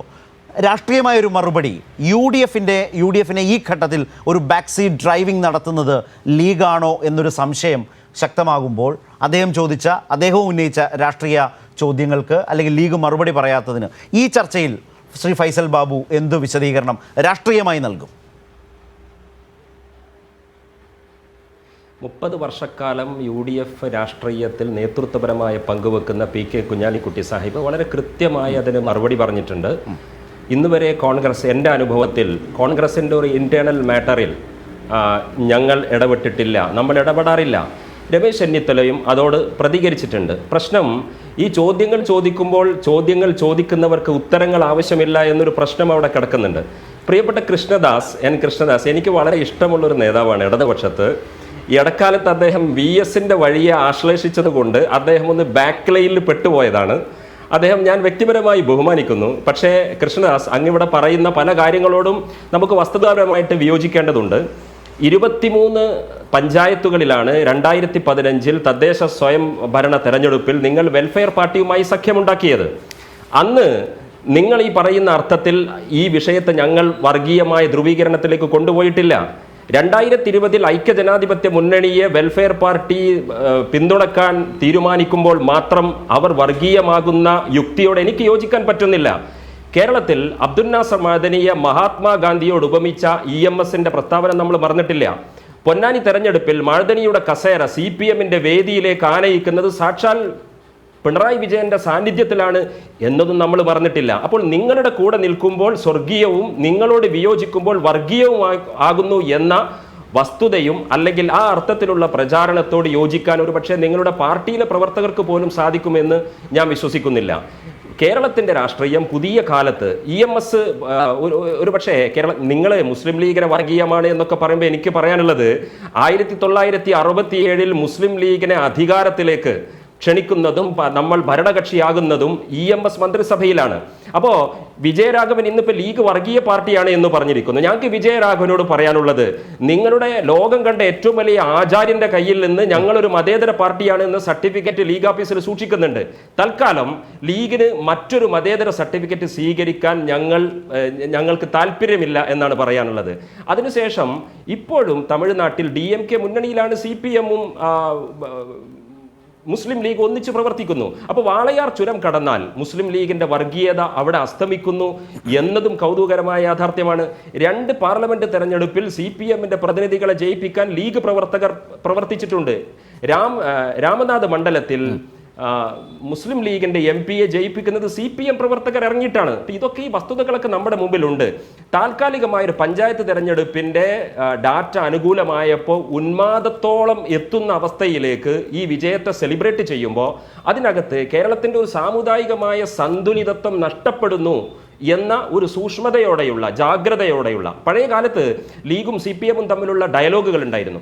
EMS-ഉം മുസ്ലിം ലീഗും ഇസ്ലാമിക ശരീഅത്തിന്റെ കാലത്തൊക്കെ നമ്മൾ നടത്തിയ ഗംഭീരമായ ഡയലോഗുകൾ ഉണ്ടായിരുന്നു. പക്ഷേ ആ ഡയലോഗുകൾ രാഷ്ട്രീയമായി തന്നെ ഒടുങ്ങുമായിരുന്നു. രാഷ്ട്രീയമായി തുടങ്ങിയ ഡയലോഗുകൾ രാഷ്ട്രീയമായി ഒതുങ്ങുമായിരുന്നു. പക്ഷേ സമകാലിക കേരളത്തിൽ അതല്ല സ്ഥിതി എന്ന് എൻ്റെ പ്രിയപ്പെട്ട ഇടതുപക്ഷ നേതാക്കൾ ഫൈസൽ ബാബു അദ്ദേഹം പറഞ്ഞത് അതിന് ലീഗാണ് തുടക്കം കുറിച്ചതെന്നാണ് പറഞ്ഞത്. പണ്ട് നെഹ്റു ചത്ത കുതിരയെന്ന് ലീഗിനെ വിശേഷിപ്പിച്ചപ്പോൾ ലീഗ് അതിന് രാഷ്ട്രീയമായി മറുപടി പറഞ്ഞു. പിന്നീട് ഇങ്ങോട്ട് കാലാന്തരത്തിൽ 67-ലെ സപ്തകക്ഷി മുന്നണി സർക്കാരിൻ്റെ കാലത്ത് EMS മന്ത്രിസഭയിൽ ലീഗ് ഉണ്ടായിരുന്ന കാലത്തെക്കുറിച്ച് പറയുമ്പോൾ ശ്രീ കൃഷ്ണദാസ് അതിലേക്കൊക്കെ രാഷ്ട്രീയമായി അവരുടെ മറുപടി പറയട്ടെ. താങ്കൾ പറഞ്ഞു കേട്ടതിൽ നിന്ന് ഒരു കാര്യം ഞാൻ ചോദിക്കാൻ വന്നത്, അങ്ങനെ നെഹ്റുവിൻ്റെ വിമർശനത്തിന് രാഷ്ട്രീയമായ മറുപടി പറഞ്ഞിട്ടുള്ള മുസ്ലിം ലീഗ് കാലാന്തരത്തിൽ ലീഗിനെതിരെ മറുപടിയോ ക്രിറ്റിസിസമോ വന്നാൽ അതെല്ലാം മുസ്ലിം സമുദായത്തിനെതിരാണ്, അത് വർഗീയമാണ് എന്ന നിലയിലേക്ക് പറയുകയും രാഷ്ട്രീയമായി മറുപടി പറയാതിരിക്കുകയും ചെയ്യുന്നു എന്ന വിമർശനമാണ് ഇവിടെ ഉന്നയിച്ചിട്ടുള്ളത്. ശരത്തെ 70 വർഷക്കാലം സ്വാതന്ത്ര്യാനന്തരം 1947 മുതൽ മുസ്ലിം ലീഗ് ഇന്ന് വരെ ഇപ്പോഴും ഇടത് തരംഗമുണ്ടായി, കൊടുങ്കാറ്റുണ്ടായി എന്ന് പറയുമ്പോൾ വിഷ്വൽ മീഡിയ ആവർത്തിച്ചു പറഞ്ഞൊരു കാര്യമുണ്ട്, ലീഗിന്റെ മാസ് ബേസിനെ തൊടാൻ പറ്റിയിട്ടില്ല എന്നത്. ഞങ്ങൾ ഇതുവരെ ഈ നിലയിൽ ഇപ്പോൾ നിൽക്കുന്നത്, നിങ്ങളുടെ സ്റ്റുഡിയോ മുറിയിൽ ഞാൻ പാർട്ടിയുടെ പ്രതിനിധിയായി സംസാരിക്കുമ്പോഴും ഞാൻ നിൽക്കുന്നത് മുഖ്യധാര പാർട്ടികളുടെയോ മുഖ്യധാര മാധ്യമങ്ങളുടെയോ പരിലാളനകളിലല്ല ഞങ്ങൾ ഇതുവരെ കടന്നു വന്നത്. ഞങ്ങൾക്ക് കാര്യങ്ങൾ ബോധിപ്പിക്കാൻ ഇവിടുത്തെ ഏതെങ്കിലും ഇപ്പോൾ CPM-ന്റെ മതേതര സർട്ടിഫിക്കറ്റ് വേണം, AKG സെന്ററിന് ഞങ്ങൾക്ക് എന്തോ ആശീർവാദം വേണമെന്നും ഞങ്ങൾ കരുതുന്നില്ല. ഞങ്ങളുടെ മുമ്പിൽ അണികളെ ആവേശപ്പെടുത്താൻ പറയാം. പക്ഷെ നമ്മളൊരു രാഷ്ട്രീയ ചർച്ചയിൽ, ഒരു ചാനൽ ചർച്ചയിൽ, ഒരു ഇതിൻ്റെ പല വശങ്ങൾ ചർച്ച ചെയ്യുന്ന ഒരു ഘട്ടത്തിൽ അതാണോ അതിൻ്റെ മറുപടി? ലീഗ് കാലാന്തരത്തിൽ ആ രാഷ്ട്രീയ മറുപടികളിൽ നിന്ന് വ്യതിചലിച്ചിട്ടുണ്ടോ? ഉദാഹരണ സഹിതം ചരിത്രപരമായ തെളിവുകൾ കൃഷ്ണദാസ് അവതരിപ്പിച്ചാൽ എന്ത് മറുപടി? ശരത്തെ, 2015 വെൽഫെയർ പാർട്ടിയുമായിട്ട് CPM സഖ്യമുണ്ടാക്കുന്നു. 2020 ഞങ്ങൾ സഖ്യമുണ്ടാക്കുന്നു. നിങ്ങൾക്കതിനെ രാഷ്ട്രീയമായിട്ട് വിമർശിക്കാം. പക്ഷേ കേരളത്തെ ഒരു ഇസ്ലാമിക രാജ്യമാക്കാൻ ശ്രമിക്കുന്നു, ഇവിടെ ഒരു ഇസ്ലാമിക ഖിലാഫത്ത് കൊണ്ടുവരാൻ ശ്രമിക്കുന്നു എന്ന അർത്ഥത്തിൽ ബൗണ്ടറി ബ്രേക്ക് ചെയ്ത് അങ്ങനെയല്ലേ ഇവിടെ പ്രചാരണം നടത്തുന്നത്. ഫൈസൽ ബാബുവിനോട് ഒരു ബഹുമാനമുണ്ട്. കാരണം താങ്കൾ ആ നിലയിലെങ്കിലും ചർച്ചയിൽ ചില കാര്യങ്ങൾ പറയാൻ ശ്രമിച്ചു. ജമാഅത്തെ ഇസ്ലാമി, ആ ജമാഅത്തെ ഇസ്ലാമിക്ക് വന്നിട്ടുള്ള ഒരു രാഷ്ട്രീയ സംവിധാനം വെൽഫെയർ പാർട്ടി, ജമാഅത്തെ ഇസ്ലാമിയുടെ കാഴ്ചപ്പാടിനെക്കുറിച്ച് ഇസ്ലാമിക രാജ്യം പോലുമല്ല, ഇസ്ലാമിക ലോകം എന്ന സങ്കല്പത്തിൽ നിൽക്കുന്ന ജമാഅത്തെ ഇസ്ലാമിയുമായി മുസ്ലിം ലീഗിന് ആ വിധത്തിൽ പൊരുത്തമുണ്ടോ? അതൊരു പ്രധാന ചോദ്യമാണ്.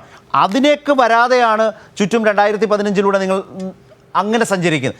ഈ കോർ ഇഷ്യൂവിന് എന്താണ് ഫൈസൽ ബാബുവിൻ്റെ വാദം? കൃഷ്ണദാസിനൊന്ന് പറഞ്ഞു കൊടുക്കൂ. എന്താണ് കോർ ഇഷ്യൂവിൽ നിങ്ങളുടെ ചോദ്യം എന്താണ്? ജമാഅത്തെ ഇസ്ലാമിയെക്കുറിച്ച് നേരത്തെ കൃഷ്ണദാസ് പറഞ്ഞ ഗൗരവമുള്ള പ്രശ്നമുണ്ട്. അത് ഈ പറഞ്ഞ വർഗീയവാദത്തിൻ്റെ, ഹിന്ദുത്വ വർഗീയതയുടെ തന്നെ മറ്റൊരു മുഖമാണ്. ഇസ്ലാമിക ലോകമാണ് അവരുടെ അടിസ്ഥാനപരമായ ലക്ഷ്യം. അവരുടെ രാഷ്ട്രീയ പാർട്ടിയുമായി ചേരുന്നതിന് ആശയപരമായും വർഗീയ വിരുദ്ധമെന്ന് പറയുന്ന ലീഗിൻ്റെ പൊതുനിലപാടിനും പൂർണ്ണമായും ചേരുന്നതാണോ? പഞ്ചായത്ത് തെരഞ്ഞെടുപ്പൊക്കെ എവിടെ നിൽക്കട്ടെ, ഞങ്ങളായും ശരത്തെ ഞങ്ങളായും ജമാഅത്തായിട്ട് നിൽക്കണ രണ്ട് ലൈൻ ആയതുകൊണ്ടാണല്ലോ, രണ്ടും 2 ലൈൻ ഓഫ് തോട്ട് ആയതുകൊണ്ടാണല്ലോ. ഒരു തെരഞ്ഞെടുപ്പിൽ ഒരു തെരഞ്ഞെടുപ്പിൽ വോട്ട് ചെയ്യുന്നത്, വോട്ട് വാങ്ങുന്നത്, അതിനകത്ത് എന്തിനാണ് നിങ്ങൾ അതിനില്ലാത്ത മാനദണ്ഡങ്ങൾ കൊടുക്കേണ്ട ആവശ്യം എന്താണ്? അല്ല, ഇതേ വാദഗതി ഉന്നയിക്കുന്ന സംഘ് ലീഗിന് ഇങ്ങനെ തന്നെ ആകാം. 2 തോട്ടിൽ ഞങ്ങൾ നിൽക്കുകയല്ലേ. തെരഞ്ഞെടുപ്പിൽ കോലീബി എന്ന് പറയുന്നത് യാഥാർത്ഥ്യമാകുന്നത് അവിടെയാണ്. തെരഞ്ഞെടുപ്പിലാവാം, ആശയപരമായി ഞങ്ങൾ ഭിന്നരാണ്. 2015 വെൽഫെയർ പാർട്ടി ശരത്തെ 2015 വെൽഫെയർ പാർട്ടി 23 പഞ്ചായത്ത്, ഞാൻ വരുന്നത് കൽപ്പകഞ്ചേരി പഞ്ചായത്ത്, 2 വാർഡുകളിൽ CPM വെൽഫെയർ പാർട്ടി സഖ്യത്തിന്റെ പ്രതിനിധിയാണ്. നിങ്ങൾ എന്തിനാണ് ഒരു പ്രാദേശിക തെരഞ്ഞെടുപ്പിലെ രാഷ്ട്രീയ വിനിമയങ്ങളെ, രാഷ്ട്രീയ ഇടപാടുകളെ, വോട്ട് രാഷ്ട്രീയത്തെ അതിനില്ലാത്ത മാനദണ്ഡങ്ങളിൽ സാമുദായികമായ ധ്രുവീകരണത്തിന്റെയും മുസ്ലിം ഭീതിയുടെയും അർത്ഥത്തിൽ നിങ്ങൾ എന്തിനു വായിക്കണം? അതിന്റെ ഗുണഭോക്താക്കൾ ആരാണ്? ശ്രീ കൃഷ്ണദാസ്, നിങ്ങളുടെ വായനയുടെ പ്രശ്നമാണ്. നിങ്ങൾ ഈ കാണുന്ന കാര്യങ്ങളെ കുറിച്ച് നിങ്ങൾ വായിക്കുന്നതും മനസ്സിലാക്കുന്നതിന്റെയും പ്രശ്നമാണ്. ഞാൻ ഒരെണ്ണം പോലും ആവർത്തിക്കുന്നില്ല. നിങ്ങൾക്ക് മറുപടി പറയാൻ, ശ്രീ കൃഷ്ണദാസിന് വിശദീകരിക്കാനും മറുപടി പറയാനും ആവശ്യത്തിന് കാര്യങ്ങൾ ഫൈസൽ ബാബു വെച്ചിട്ടുണ്ട്. ഞാൻ വളരെ ആദരവോടുകൂടി മാന്യനായ മുസ്ലിം ലീഗ് പാർട്ടിയുടെ പ്രതിനിധിയെ ഈ സംവാദത്തിൽ എൻ്റെ പാർട്ടിക്ക് വേണ്ടി വ്യക്തമാക്കാൻ ആഗ്രഹിക്കുന്ന കാര്യം, അദ്ദേഹത്തോടും ഇത് കാണുന്ന പ്രേക്ഷകരോടും വ്യക്തമാക്കാൻ ആഗ്രഹിക്കുന്ന കാര്യം, ഞാനത് എൻ്റെ പാർട്ടിക്ക് വേണ്ടി പറയുകയാണ്. 50 or 100 കൊല്ലം കഴിഞ്ഞാൽ പോലും ഇന്ത്യയെ ആര് വിചാരിച്ചാലും ഒരു ഇസ്ലാമിക രാഷ്ട്രമാക്കി മാറ്റാൻ സാധിക്കും എന്ന വിഡ്ഢി വിചാരങ്ങളോട് ഒരിക്കലും പൊരുത്തപ്പെടാത്ത ഒരു പാർട്ടിയുടെ പ്രതിനിധിയാണ് ഞാൻ. ആർക്കും സാധ്യമല്ലാതെ ഞങ്ങൾക്ക് ഇസ്ലാമിക വർഗീയതയോടുള്ള വിരോധമല്ല, അവരോടുള്ള വിമർശനത്തിൻ്റെ അടിസ്ഥാന കാരണം കുറേ കാലം കഴിഞ്ഞാൽ ഇന്ത്യയെ അവരെല്ലാവരും കൂടി ചേർന്ന് ഒരു ഇസ്ലാമിക രാഷ്ട്രമാക്കി മാറ്റും എന്ന ഭയപ്പാട് കൊണ്ടല്ല. നിങ്ങളിവിടെ ന്യൂനപക്ഷ വർഗീയതയുടെ ചെറിയ ഒരു കരിന്തിരിക്ക് തീ കൊളുക്കുമ്പോൾ സംഭവിക്കുന്നത് ഭൂരിപക്ഷ വർഗീയതയുടെ 27 നില കയറി പൊട്ടുന്ന ഗുണ്ടിൻ്റെ തിരിക്കാണ് നിങ്ങൾ തീ കൊടുക്കുന്നത് എന്ന് ആലോചിക്കണം. ആ ഭയമാണ് മുസ്ലിം ലീഗിൻ്റെ പ്രതിനിധി ഞങ്ങൾക്കുള്ളത്.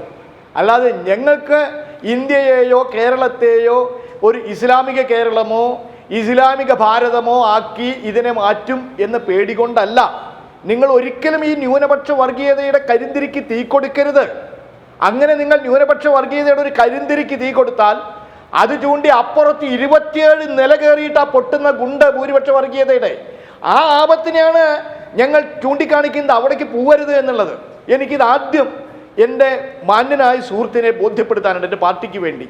ഇനി ആ കാര്യത്തിൽ നിങ്ങൾക്ക് ഒരു സംശയവും ഉണ്ടാവരുത്. എന്തുകൊണ്ടാണ് ഞങ്ങൾ ഈ ഇസ്ലാമിക വർഗീയതയെ ഇത്ര ശക്തമായിട്ട് എതിർക്കുന്നത് എന്ന കാര്യത്തിൽ ഞങ്ങളുടെ പാർട്ടി നിലപാടിൽ നിങ്ങൾക്ക് സംശയം തോന്നാതിരിക്കാൻ ഞാൻ അതിനെ വ്യക്തമാക്കുകയാണ്. ഇനി രണ്ടാമത് അദ്ദേഹത്തിൻ്റെ കാര്യങ്ങളിലേക്ക് വരാം. അതാണ് ഞാൻ പറഞ്ഞത്, നേരത്തെ ലീഗിൻ്റെ പ്രതിനിധി വരാൻ 2 മിനിറ്റ് വൈകി. അപ്പം ഞാൻ ആ നേരത്തെ പറഞ്ഞ ഉദാഹരണം അദ്ദേഹം കേട്ടോ കേട്ടില്ലേ എന്ന് എനിക്കറിയില്ല. അതാ ഞാൻ പറഞ്ഞത്, വീണ്ടും ഞാൻ ആവർത്തിക്കുകയാണ്.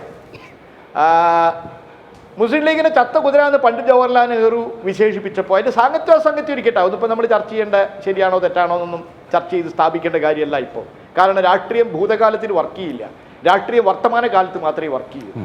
ഭൂതകാലത്തിൽ പ്രവർത്തിക്കാത്ത ഒരു കാര്യമാണ് രാഷ്ട്രീയം, വർത്തമാനത്തിൽ മാത്രമേ രാഷ്ട്രീയം പ്രവർത്തിക്കൂ. അതുകൊണ്ട് ഞാൻ അതിൻ്റെ സാങ്കത്യത്തിലേക്ക് പോകുന്നില്ല. എന്നാൽ അന്ന് ഞാൻ വായിച്ചറിഞ്ഞതും കേട്ടറിഞ്ഞതുമായിട്ടുള്ള മഹാസത്യം, ഇന്ത്യൻ യൂണിയൻ മുസ്ലിം ലീഗിൻ്റെ നേതൃത്വം പണ്ഡിറ്റ് ജവഹർലാൽ നെഹ്റുവിൻ്റെ ആ രാഷ്ട്രീയ വിമർശനത്തെ, ലീഗിനെതിരായിട്ടുള്ള ആക്രമണത്തെ രാഷ്ട്രീയമായി മുട്ടുറച്ചു നിന്നിട്ടാണ് നേരിട്ടത്. അതിന് വർഗീയതയെ കൂട്ടുപിടിച്ചിട്ടല്ല മുസ്ലിം ലീഗ് നേരിട്ടത്. 67-ൽ സപ്തകക്ഷി മുന്നണിയിൽ മുസ്ലിം ലീഗ് വരുന്നു ഇടതുപക്ഷത്തോടൊപ്പം. ഞങ്ങളുടെ 2 കമ്മ്യൂണിസ്റ്റ് പാർട്ടിയുണ്ട്, CPIM ഉണ്ട്, CPI ഉണ്ട്. 7 പാർട്ടികൾ കൂടി ചേർന്നിട്ടുള്ള സപ്തകക്ഷി മുന്നണി. ആ മുന്നണി മുസ്ലിം ലീഗ് വരുന്നു. അന്നും നിങ്ങളുടെ രാഷ്ട്രീയ വിമർശനം, നിങ്ങൾ ശത്രുക്കളോട് നടത്തുന്ന രാഷ്ട്രീയ വിമർശനങ്ങൾക്ക് മറുപടി പറയുമ്പോൾ, രാഷ്ട്രീയ ശത്രുക്കളോട് മറുപടി പറയുമ്പോൾ നിങ്ങൾ ഇസ്ലാമിക വർഗീയതയുടെ പരിസരത്ത് നിന്നല്ല സംസാരിച്ചിരുന്നത്. ഇടക്കാലത്താണ് സ്വന്തം പാർട്ടിക്കെതിരെയോ സ്വന്തം രാഷ്ട്രീയ നിലപാടുകൾക്കെതിരെയോ ശത്രുപക്ഷത്ത് നിന്ന് വിമർശനങ്ങൾ ഉണ്ടാകുമ്പോൾ ആ വിമർശനങ്ങളെ രാഷ്ട്രീയമായിട്ട് നേരിടുന്നതിന് പകരം വർഗീയതയുടെ പരിസരത്തേക്ക് നിങ്ങൾ ഓടിപ്പോയി അതിൻ്റെ മറവിൽ നിന്നിട്ടാണ് ശത്രുപക്ഷത്തുണ്ടാവുന്ന വിമർശനങ്ങൾ നേരിടുന്നത്. അവിടെയാണ് എൻ്റെ വിമർശനം. അതെന്തിനാണ് ഇത് ചെയ്യുന്നത്? അതിനുള്ളൊരു ഉദാഹരണമാണ് ഞാൻ പറഞ്ഞത്. നേരത്തെ ബഹുമാനായ കുഞ്ഞാലുട്ടി സാഹിബിനെതിരെ തികച്ചും വ്യക്തിപരമായിട്ടുള്ളൊരു ആക്ഷേപം ഉയർന്നു വന്ന്, അതെന്തായിരുന്നു എന്നും ഞാൻ പറയുന്നില്ല, പൂർണ്ണമായും വ്യക്തിപരമായിട്ടുള്ളൊരു വിമർശനം ഉയർന്നു വന്നു. ആ വിമർശനം ഉയർന്നു വന്നപ്പോൾ അതിനെ രാഷ്ട്രീയമായിട്ടല്ല മുസ്ലിം ലീഗ് നേരിട്ടത്, ഇസ്ലാം സമുദായത്തെ തകർക്കാൻ ഉള്ള ഗൂഢാലോചനയാണ് ഇത് എന്ന് പറഞ്ഞിട്ടായിരുന്നു നേരിട്ടത്. അത്തരം നിലപാടുകൾ എടുക്കരുത് എന്നാണ് ഞാൻ പറഞ്ഞത്. അത്തരം നിലപാടുകൾ രാഷ്ട്രീയ പാർട്ടി, ഇപ്പോൾ എൻ്റെ പാർട്ടിയെ പറ്റി നിങ്ങൾക്ക് പല വിമർശനം ഉണ്ടാവും, നിങ്ങളുടെ പാർട്ടി നിലപാടുകളെ സംബന്ധിച്ച് എനിക്കും വിമർശനം ഉണ്ടാവും, സ്വാഭാവികമായിട്ടുള്ളതാണ്. നിങ്ങൾ ഞങ്ങളുടെ പാർട്ടി എത്ര വേണമെങ്കിലും വിമർശിച്ചോളൂ, ഞങ്ങളുടെ നിലപാടുകളെ നിങ്ങൾ ചോദ്യം ചെയ്തോളൂ. അത് രാഷ്ട്രീയമായിട്ടായിരിക്കണം. നിങ്ങളുടെ രാഷ്ട്രീയ പാർട്ടി എടുക്കുന്ന നിലപാടുകളെ ഇടതുപക്ഷത്തു നിന്ന് ഞങ്ങളും ചോദ്യം ചെയ്യും. നിങ്ങളുടെ നിലപാടിൻ്റെ ശരിയല്ല, തെറ്റാണ് എന്നൊക്കെ ഞങ്ങളും പറയും. സ്വാഭാവികമായിട്ട് സംഭവിക്കുന്നതാണ്. പക്ഷേ അതിന് വർഗീയ പരിസരത്ത് പോകരുത്. ഇതാണ് പ്രശ്നം. മൂന്നാമത്തെ എൻ്റെ പോയിന്റ് അദ്ദേഹം പറഞ്ഞു, 23 പഞ്ചായത്തുകൾ 2015 അതിനു മുമ്പോ വെൽഫെയർ പാർട്ടിയുമായിട്ട് ധാരണ ഉണ്ടാക്കി എന്നുള്ളത് ചെറിയൊരു വാസ്തവം അക്കാര്യത്തിൽ അദ്ദേഹം പറഞ്ഞിട്ട് ഞാനത് നിഷേധിക്കുന്നില്ല. കാരണം വാസ്തവങ്ങളോട് നിഷേധാത്മകമായിട്ട് സമീപനം എൻ്റെ പാർട്ടി എടുക്കാറില്ല. 2015 തെരഞ്ഞെടുപ്പ് നടക്കുന്ന സമയത്ത് അദ്ദേഹം മലപ്പുറംകാരനായതുകൊണ്ട് കുറച്ചുകൂടി നന്നായിട്ട് അറിയും. മുസ്ലിം ലീഗിനെ തോൽപ്പിക്കാൻ പ്രാദേശികമായിട്ട് പൊതുമുന്നണികൾ രൂപം കൊണ്ടു പല പഞ്ചായത്തുകളിലും. ആ പൊതുമുന്നണികളിൽ ഈ പറഞ്ഞ കൂട്ടരുണ്ടായിരുന്നു. അത് കൂടി ചേർത്തിട്ട് മുസ്ലിം ലീഗിനെ ഒഴിവാക്കാൻ വേണ്ടി ചില പഞ്ചായത്ത് തെരഞ്ഞെടുപ്പുകളിലൊക്കെ അവിടെ ധാരണകൾ ഉണ്ടായിട്ടുണ്ട്. എന്നാൽ അതിനെ സൂക്ഷ്മമായി വിലയിരുത്തി പ്രായേണ, വളരെ പെട്ടെന്നല്ല, പ്രായേണ ആ നിലപാട് തിരുത്താൻ അതത് സ്ഥലത്തെ ഞങ്ങളുടെ പാർട്ടി നേതൃത്വത്തോട് ഞങ്ങൾ ആവശ്യപ്പെടുകയും എല്ലാ സ്ഥലത്തും അവരുമായിട്ടുള്ള ഒരു തരത്തിലുള്ള അകന്നോ ഒളിഞ്ഞോ തെളിഞ്ഞോ ആയിട്ടുള്ള ബന്ധമുണ്ടാക്കാൻ പാടില്ല എന്ന ഞങ്ങളുടെ പാർട്ടി സംസ്ഥാന കമ്മിറ്റിയുടെ നിലപാട് കർക്കശമാക്കുകയും ഒഴിവാക്കുകയും ചെയ്തു. ഇനി കഴിഞ്ഞ ഇപ്പോഴത്തെ ഞാൻ നേരത്തെ പറഞ്ഞതുപോലെ അങ്ങനെ ഞങ്ങൾ തീരുമാനിച്ച് ഞങ്ങൾ തിരുത്തിയിട്ടാണ് ഞങ്ങൾ നിൽക്കുന്നത്. പ്രാദേശികമായിട്ട് ഞങ്ങളുടെ പല പാർട്ടി ഘടകങ്ങളും മലപ്പുറത്ത് ചില പഞ്ചായത്തുകൾ കൽപ്പകഞ്ചേരിയൊക്കെ ഉണ്ടായി. കൽപ്പകഞ്ചേരി മാത്രമല്ല, വേറെയും ചില പഞ്ചായത്തുകൾ പഴയതായതുകൊണ്ട് ഞാൻ അതിന് പേരുകളൊന്നും പറയുന്നില്ല. അവിടെ നിന്നൊക്കെ ഞങ്ങളുടെ പ്രാദേശിക പാർട്ടി ഘടകങ്ങളെ ഞങ്ങളുടെ പാർട്ടി സംസ്ഥാന കമ്മിറ്റി ഇടപെട്ട് തിരുത്തി. ഞങ്ങൾക്ക് വേണ്ട അങ്ങനത്തെ പഞ്ചായത്ത് വരണമെന്ന് പറഞ്ഞ് ഒഴിവാക്കി. ഞങ്ങൾ അങ്ങനെ ഒഴിവാക്കിയപ്പോഴാണ് നിങ്ങൾ എന്ത് ചെയ്യുന്നത്? നിങ്ങൾ കഴിഞ്ഞ ലോക്സഭാ തെരഞ്ഞെടുപ്പിൽ, ഞാനിപ്പോൾ ഇങ്ങനത്തെ ഒരു ചർച്ചയിൽ ഒരു താണ നിലവാരത്തിലുള്ള സംഭാഷണങ്ങളിലേക്ക് പോകണ്ട എന്നുള്ളത് കൊണ്ട് ഞാൻ പറയുന്നില്ല. അവിടെ മലപ്പുറം ജില്ലയിൽ തന്നെ ഒരു ഹോട്ടലിൽ കഴിഞ്ഞ ലോക്സഭാ തെരഞ്ഞെടുപ്പിൻ്റെ പശ്ചാത്തലത്തിലായിരുന്നു മുസ്ലിം ലീഗിൻ്റെ സമുന്നതരായിട്ടുള്ള നേതാക്കൾ ഈ ചില തീവ്രവാദ സംഘടനകളുമായി, മതമൗലികവാദ സംഘടനകളുമായിട്ടുള്ള ചർച്ചയ്ക്ക് പോവുകയും അതെങ്ങനെയോ ലീക്കായി അതിൻ്റെ ദൃശ്യങ്ങൾ പുറത്തു വരികയും അന്ന് അത് വലിയ ചർച്ചയാവുകയൊക്കെ ചെയ്തു. മുസ്ലിം ലീഗ് നേതൃത്വമാണ് ഇത്തരത്തിലുള്ള ജമാഅത്തെ ഇസ്ലാമിയുടെ നേതൃത്വവുമായി ചർച്ച നടത്തി നമ്മൾ കേരളത്തിലെ ഇസ്ലാം എല്ലാ അവാന്തര വിഭാഗങ്ങളും ഒറ്റക്കെട്ടായി നിലകൊള്ളണം എന്നുള്ള നിലപാടിലേക്ക് വന്നത്. എന്നാൽ മുസ്ലിം മതവിഭാഗത്തിൽ തന്നെ ചില അവാന്തര മതവിഭാഗ സംഘടനകൾ ഇത്തരത്തിലുള്ള മതമൗലികവാദം കൈകാര്യം ചെയ്യുന്ന ഇസ്ലാമിക സംഘടനകളുമായിട്ടുള്ള ബന്ധത്തെ പരസ്യമായിട്ട് എതിർത്തു. അവരവരുടെ മുഖപത്രങ്ങളിൽ ലേഖനം എഴുതി, എഡിറ്റോറിയൽ എഴുതി, തള്ളിപ്പറഞ്ഞു. അങ്ങനത്തെ ഒരു നിലപാടിലേക്ക് മുസ്ലിം ലീഗ് വരണം എന്നാണ് ഞാൻ പറയുന്നത്. നിങ്ങൾക്ക് എന്താ ഇപ്പോഴും മടി? ഞാൻ നേരത്തെ പറഞ്ഞ് ആവർത്തിക്കുകയാണ്. നിങ്ങൾ നോക്കൂ, ഇന്ത്യ രാജ്യത്ത് ഏറ്റവും ആപത്ത് പിടിച്ചിട്ടുള്ള ഒരു രാഷ്ട്രീയത്തെയാണ് നാം കൈകാര്യം ചെയ്തുകൊണ്ടിരിക്കുന്നത്. വ്യത്യസ്തതകളൊക്കെ ഉണ്ടാവാം. എന്നാൽ ഈ രാജ്യത്ത് ഫാസിസ്റ്റ് സ്വഭാവത്തിലേക്കുള്ള ഒരു മതാധിഷ്ഠിത രാഷ്ട്രമാക്കാൻ ഇന്ത്യയുടെ മതനിരപേക്ഷതയെ തകർക്കാൻ വേണ്ടി ശ്രമിക്കുമ്പോൾ എല്ലാവരും കൂടിച്ചേർന്ന് അതിനെ നേരിടുക എന്നുള്ള ലക്ഷ്യത്തിലാണ് നമ്മൾ നിൽക്കേണ്ടത്. ആ ലക്ഷ്യത്തിൽ നിൽക്കുമ്പോൾ അവർക്ക് വിത്തും വളവും കൊടുക്കുന്ന നിലപാടെടുക്കാൻ പാടൂ.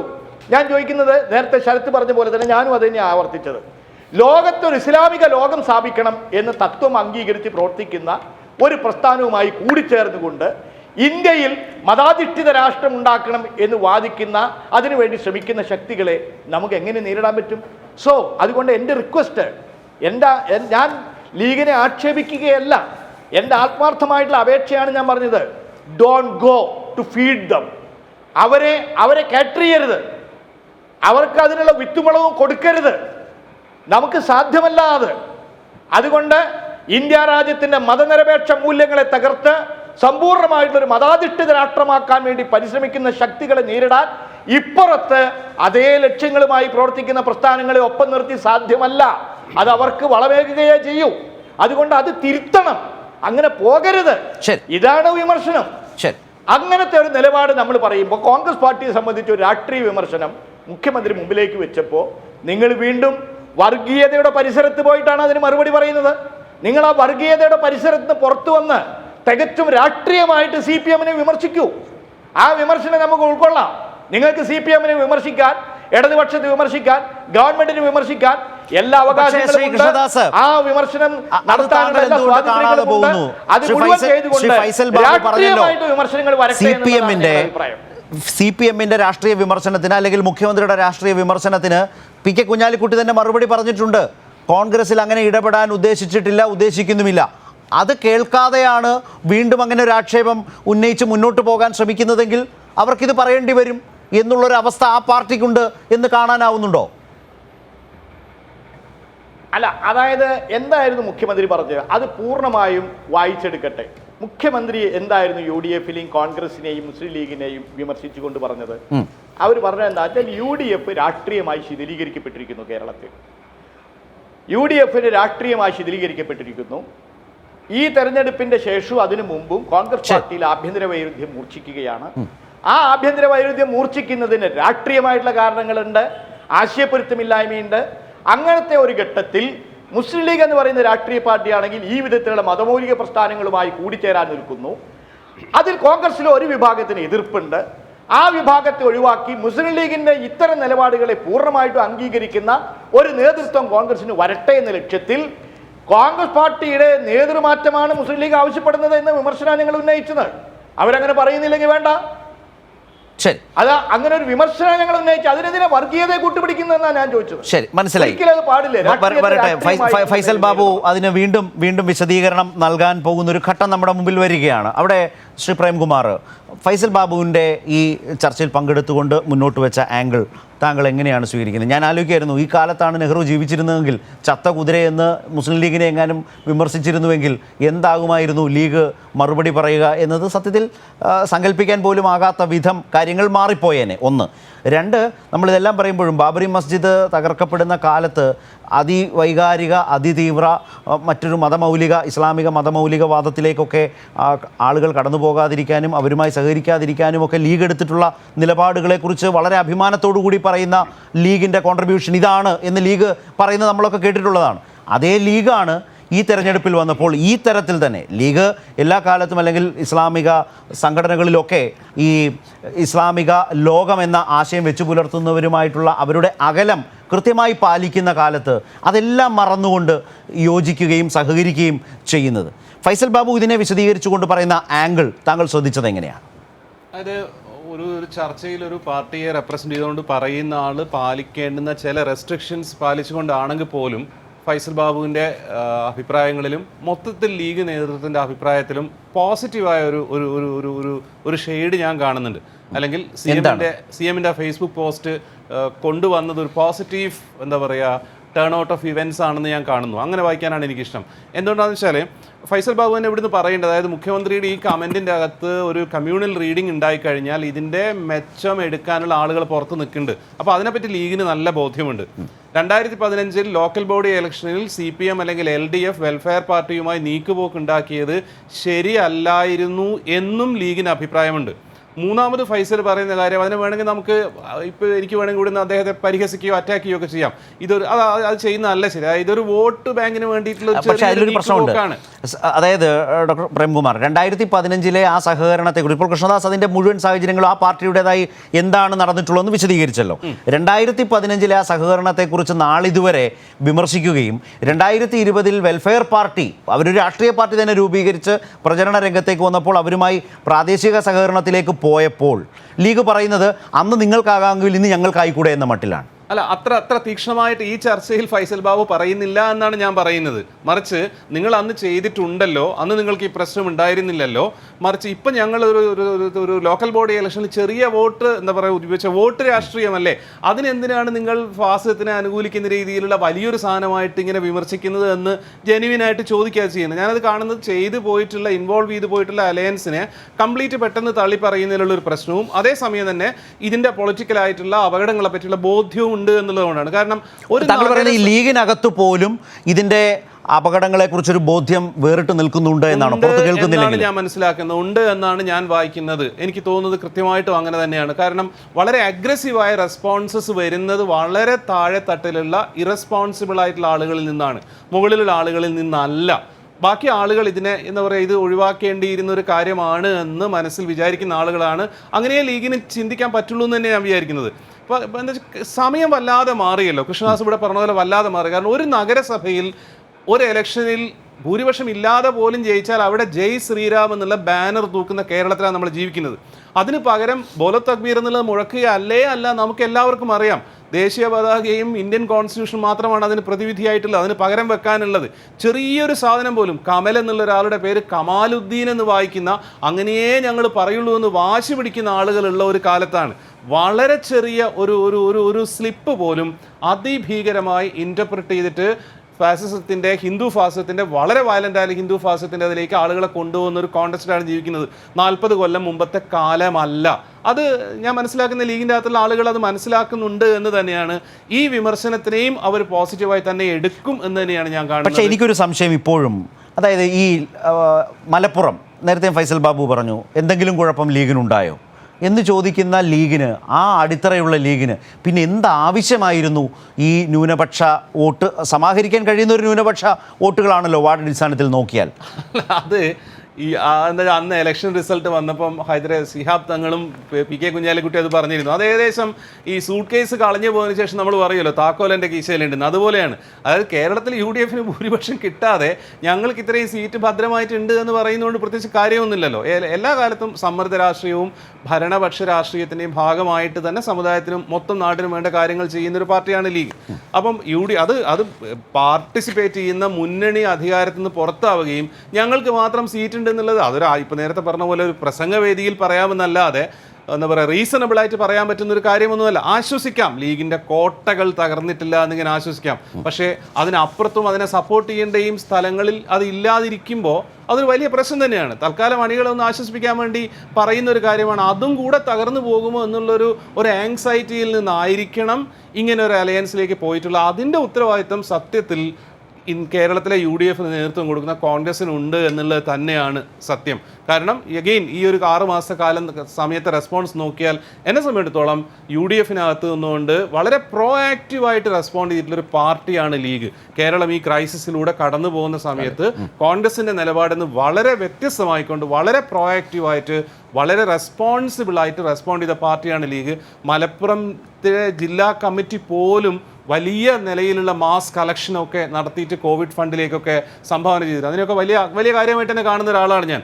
ഒരു ചില്ലി പൈസ പോലും CMDRFലേക്ക് കൊടുക്കരുത് എന്ന് കോൺഗ്രസിൻ്റെ MP സ്ഥാനത്തിരിക്കുന്ന ആളുകളും KPCC പ്രസിഡന്റും പറഞ്ഞ സമയത്ത് സർക്കാർ ജീവനക്കാർ ശമ്പളം സംഭാവന കൊടുക്കുന്ന ഓർഡർ കത്തിക്കാൻ തയ്യാറായ സമയത്ത് മലപ്പുറം ജില്ലയിലുള്ള മുഴുവൻ വാഹനങ്ങളും മുഴുവൻ സംവിധാനങ്ങളും മുഴുവൻ സ്ഥാപനങ്ങളും അതെല്ലാം കഴിഞ്ഞിട്ട് കോവിഡിനെ ഫൈറ്റ് ചെയ്യാനുള്ള ഇൻസ്ട്രുമെൻറ്റ്സ് വാങ്ങാൻ എത്രയോ കൃത്യം ഫണ്ട് എനിക്ക് ഓർമ്മയില്ല, വലിയൊരു തുക സംഭാവന പിരിച്ച് കൊടുക്കുകയും ചെയ്യുന്ന രീതിയിൽ പ്രോആക്റ്റീവായിട്ട് റെസ്പോണ്ട് ചെയ്ത പാർട്ടിയാണ് മുസ്ലിം ലീഗ്.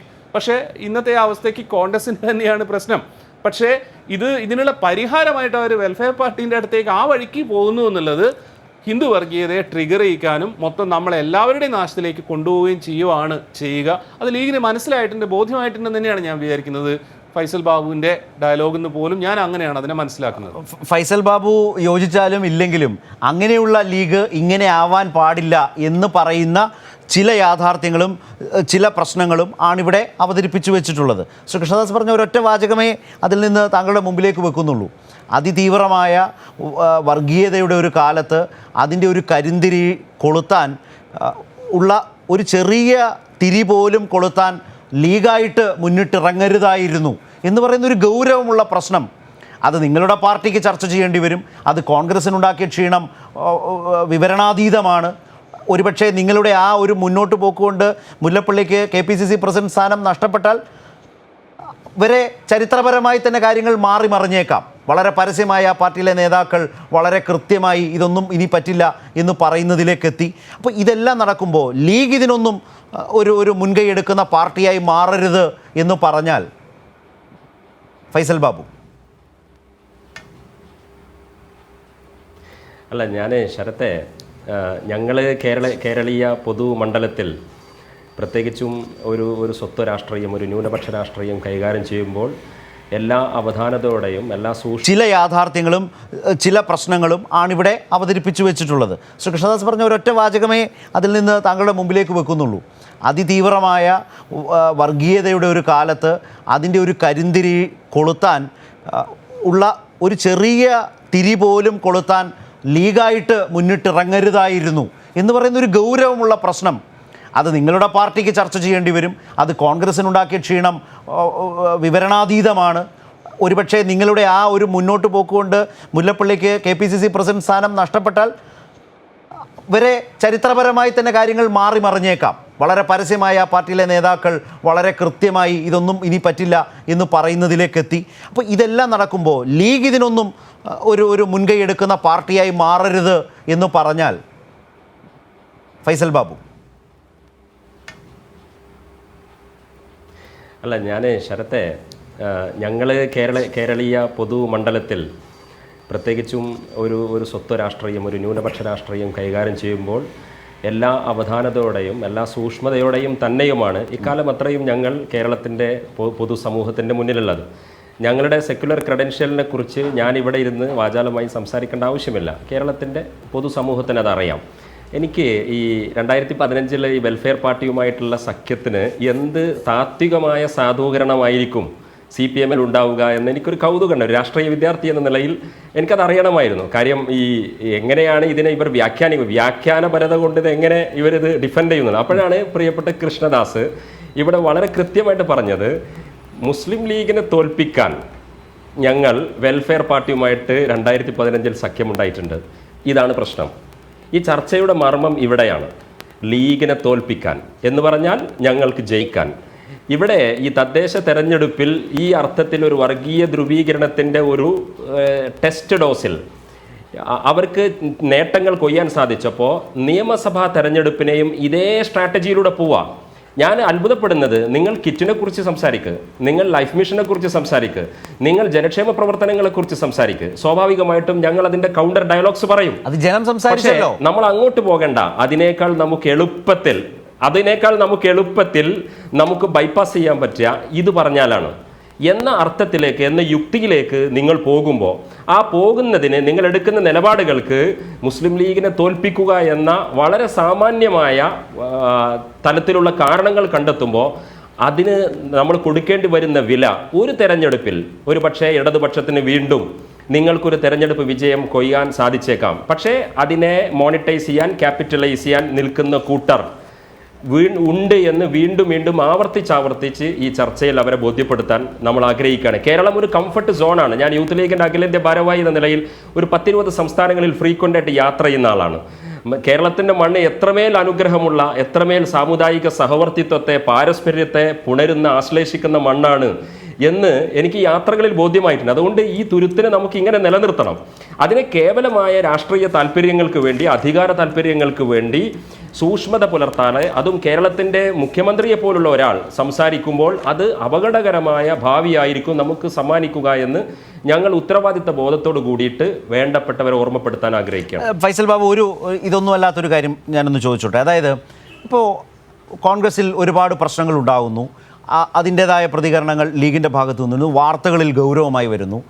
ഇങ്ങനെ വരുന്നൊരു രാഷ്ട്രീയ പ്രശ്നത്തെ എങ്ങനെയാണ് എതിർ മുന്നണിയായിട്ടുള്ള ഇടതുമുന്നണിയുടെ വളരെ പ്രധാനപ്പെട്ടൊരു നേതാവ്, മുഖ്യമന്ത്രി, മുസ്ലിം ലീഗിനോട് ഒരു ചോദ്യം ചോദിക്കേണ്ടത്? അതിനി അങ്ങനെയാണെങ്കിൽ നിങ്ങൾ തന്നെ അദ്ദേഹത്തിന് പറഞ്ഞു കൊടുക്കുക, ഞങ്ങളുടെ പാർട്ടിയോട് നിങ്ങൾ ചോദിക്കേണ്ട ചോദ്യം ഇതാണ് എന്ന് നിങ്ങൾ തന്നെ പറഞ്ഞു കൊടുക്കൂ. അല്ല ശരത്ത്, എന്താണ് ഈ കോൺഗ്രസ് പാർട്ടിയിലെ പ്രശ്നം? അത് ശരി, ഒരു തെരഞ്ഞെടുപ്പ് കഴിഞ്ഞു, സ്വാഭാവികമായിട്ട് അതിൻ്റെ ഫീഡ്ബാക്ക് വരും. കോൺഗ്രസ് പാർട്ടിയിൽ നമുക്കറിയാം അതിനകത്തുള്ള ഒരു ജനാധിപത്യ ക്രമം എന്ന് പറഞ്ഞു കഴിഞ്ഞാൽ AKG സെന്ററിൽ CPM അടച്ചിട്ട മുറിയിലിരുന്ന് മാധ്യമങ്ങൾക്ക് പോലും ഒരു പഴുതും കൊടുക്കാത്ത അർത്ഥത്തിലുള്ള ഒരു കോൺഫിഡൻഷ്യൽ ഡിസ്കഷനാണ് CPM-ന്റെ രീതി. ഞങ്ങളെ സംബന്ധിച്ചിടത്തോളം പാണക്കാട് തങ്ങളുടെ അധ്യക്ഷതയിൽ എല്ലാ വിയോജനങ്ങളും ഒന്നാകുന്ന ഒരു രീതിയാണ് ഞങ്ങളുടെ രീതി. കോൺഗ്രസിനെ സംബന്ധിച്ചിടത്തോളം അവർ പരസ്യ പ്രസ്താവന നടത്തും, അവർ ചില അഭിപ്രായങ്ങൾ പൊതുവിൽ പറയും. അതിനകത്തെ കോൺഗ്രസിനെ കുറിച്ച് പറയാൻ ആളില്ല. പക്ഷേ നമ്മൾ മലയാളികൾ മുഴുവൻ കണ്ടതാണ് ആ KPCC അധ്യക്ഷന്റെ വേദന. അദ്ദേഹം കരഞ്ഞില്ലെന്നേ ഉള്ളൂ. ആ കോൺഗ്രസിനെയും ആ പാർട്ടിയെയും കുറിച്ചാണ് ഫൈസൽ ബാബു കോൺഗ്രസിന് എന്താ പറ്റിയെന്ന് ചോദിക്കുന്നത്. അത് ഈ കാണുന്നവരുടെ യുക്തിയെ പരിഹസിക്കലായി പോവും. അതുകൊണ്ട് ഞാൻ അതിലൊന്നും പറയാനില്ല.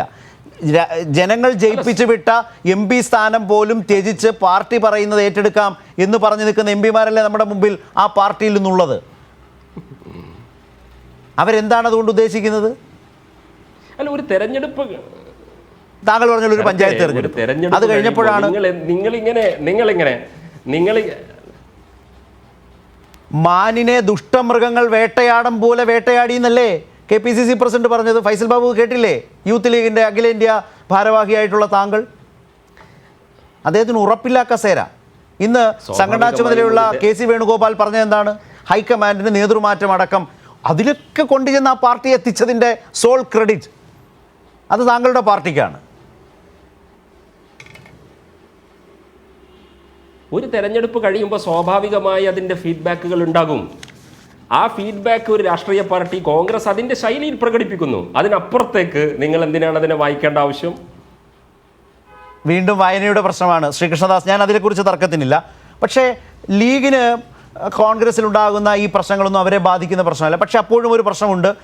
അവരെ വിമർശിച്ച KPCC അധ്യക്ഷനായി മുസ്ലിം ലീഗ് ഇപ്പോഴും മുസ്ലിം ലീഗിൻ്റെ നേതാക്കൾ മുല്ലപ്പള്ളിയെ കാണുന്നു എന്നൊരു പ്രശ്നമുണ്ട്.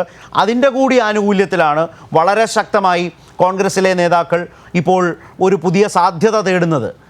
ഇവിടെ ഇപ്പോഴും ഈ 2015 CPM-ൻ്റെ സമീപനത്തെ ചൂണ്ടിക്കാട്ടിക്കൊണ്ട് തന്നെ മലപ്പുറത്ത് ഇത്തവണ എടുത്ത നിലപാടുകളെക്കുറിച്ച് പറയാൻ കൂടിയാണ് ലീഗ് ഇപ്പോഴും ശ്രമിച്ചുകൊണ്ടിരിക്കുന്നത്. രണ്ട് ഭാഗങ്ങളാണ് അതിലുള്ളത്. ഫൈസൽ ബാബു പറഞ്ഞതിൽ ശ്രീകൃഷ്ണദാസ്. എനിക്ക് അദ്ദേഹം ഞാൻ പറഞ്ഞ ഒരു സത്യസന്ധമായിട്ടുള്ള കാര്യത്തെ അദ്ദേഹം വളരെ തന്ത്രപരമായി ദുർവ്യാഖ്യാനം ചെയ്തതിൽ ഒരു നീരസം പ്രകടിപ്പിക്കാനുണ്ട്. അതെന്താണെന്ന് ചോദിച്ചാൽ 2015 തെരഞ്ഞെടുപ്പിൽ മലപ്പുറം ജില്ലയിലെ ചില പഞ്ചായത്തുകളിൽ പൊതുവായി രൂപം കൊണ്ട പൊതുമുന്നണികൾ ഒരുമിച്ച് ചേർന്ന് അവിടുത്തെ ഭരണകക്ഷിക്കെതിരായി ഒരു മുന്നണി രൂപപ്പെട്ടിരുന്നു. അത് ഏതെങ്കിലും രാഷ്ട്രീയ അടിസ്ഥാനത്തിൽ സ്വതന്ത്ര മുന്നണിയാണ്. അതൊക്കെ എൻ്റെ മാന്യ സുഹൃത്തിനറിയാം ഏതെല്ലാം പഞ്ചായത്തിൽ എന്തെല്ലാം പേരിലായിരുന്നു എന്നുള്ളത്. അതിൽ ഈ പറഞ്ഞ ചില കൂട്ടരും വന്നുപെട്ടിരുന്നു ആ പൊതുമുന്നണിയിൽ. പക്ഷേ ആ പൊതുമുന്നണിയിൽ ഒന്നോ രണ്ടോ ഈ പറഞ്ഞ കൂട്ടരും കൂടി ഉണ്ടായിരുന്നു എന്നുള്ളത് ഞങ്ങളുടെ പാർട്ടിയുടെ സംസ്ഥാന നേതൃത്വത്തിൻ്റെ ശ്രദ്ധയിൽപ്പെട്ടപ്പോൾ വളരെ സീരിയസ് ആയി ഞാനിപ്പോൾ ഫൈസൽ ബാബു മനസ്സിലാക്കാൻ പറയുകയാണ്. എനിക്ക് അത് നിങ്ങൾ വിശ്വസിച്ചാലും വിശ്വസിച്ചില്ലെങ്കിലും ഞങ്ങളുടെ പാർട്ടിയുടെ സംസ്ഥാന സെക്രട്ടറി തന്നെ പങ്കെടുത്ത് പാർട്ടി മലപ്പുറം ജില്ലാ കമ്മിറ്റി കൂടി. എന്നിട്ട് അത്തരം പൊതു സംവിധാനങ്ങൾ, ഒരു മുന്നണി ആയിരുന്നില്ല, അത് ഒരു ഒരു പൊതു ഐക്യമായിരുന്നു. അതിൽ നിന്ന് ഏതെങ്കിലും വിധത്തിൽ അത്തരം നമുക്ക് യോജിക്കാൻ പറ്റാത്ത ഈ ആളുകളുടെ കൂടെയാണ് ഭരണത്തിലെങ്കിൽ അതിന് പിന്മാറണം എന്ന് നിശ്ചയിച്ച് മുഴുവൻ ഞങ്ങൾ പിന്മാറി. ഫൈസൽ ബാബു, നിങ്ങൾക്ക് അറിയുന്ന കാര്യമാണ്. അങ്ങനെ കൃത്യമായിട്ട് നിലപാടെടുത്ത് രാഷ്ട്രീയ നിലപാടെടുത്ത് പോകുന്നൊരു പാർട്ടിയാണ് ഞങ്ങളുടെ പാർട്ടി. നിങ്ങൾക്ക് അറിയുന്നതാണ്. എന്നിട്ടോ ഈ തെരഞ്ഞെടുപ്പ് വന്നപ്പോൾ ഒരു തരത്തിലും അങ്ങനെ പാടില്ല എന്ന് ഞങ്ങൾ പരസ്യമായിട്ട് പറഞ്ഞു. അതിനിടയിൽ ലോക്സഭാ തെരഞ്ഞെടുപ്പിൽ ഞങ്ങൾ ആ നിലപാടെടുത്തു പോയി. അങ്ങനെ ഞങ്ങൾ നിലപാടെടുത്ത് പോയിക്കൊണ്ടിരിക്കുകയാണ്. അപ്പം ഞാൻ പറഞ്ഞതിനെ ദുർവ്യാഖ്യാനം ചെയ്തത്. പോട്ടെ, അതിപ്പോൾ നിങ്ങളുടെ രാഷ്ട്രീയമായിട്ടുള്ള നിക്കക്കള്ളിക്ക് വേണ്ടി ഒരു പാർട്ടിയെ പ്രതിനിധാനം ചെയ്യുന്ന ഒരാളൊക്കെ ഇതുപോലുള്ളൊരു ഡിബേറ്റിൽ നിക്കക്കള്ളിക്ക് വേണ്ടി ചില വസ്തുതാപരമല്ലാത്ത കാര്യങ്ങളും ചിലപ്പോൾ ആശ്രയിക്കേണ്ടി വരും. ഞാൻ അങ്ങനെ അതിനെ കാണുന്നുള്ളൂ. അങ്ങനെ ഞാൻ കണ്ടുവിടുകയാണ്. രണ്ടാമത് താങ്കൾ പറഞ്ഞ കാര്യത്തെ ഞാൻ വളരെ ഗൗരവത്തോടു കൂടി കാണുന്നു. ഇന്ത്യയിൽ ഇപ്പോഴും സഹവർത്തിത്വത്തിൻ്റെ ഒരു തുരുത്താണ് കേരളം എന്ന് താങ്കളുടെ വായിൽ നിന്ന് കേട്ടതിൽ ഏറ്റവും കൂടുതൽ ആനന്ദം കൊള്ളുന്ന ഒരു പാർട്ടി പ്രവർത്തകനാണ് ഞാൻ.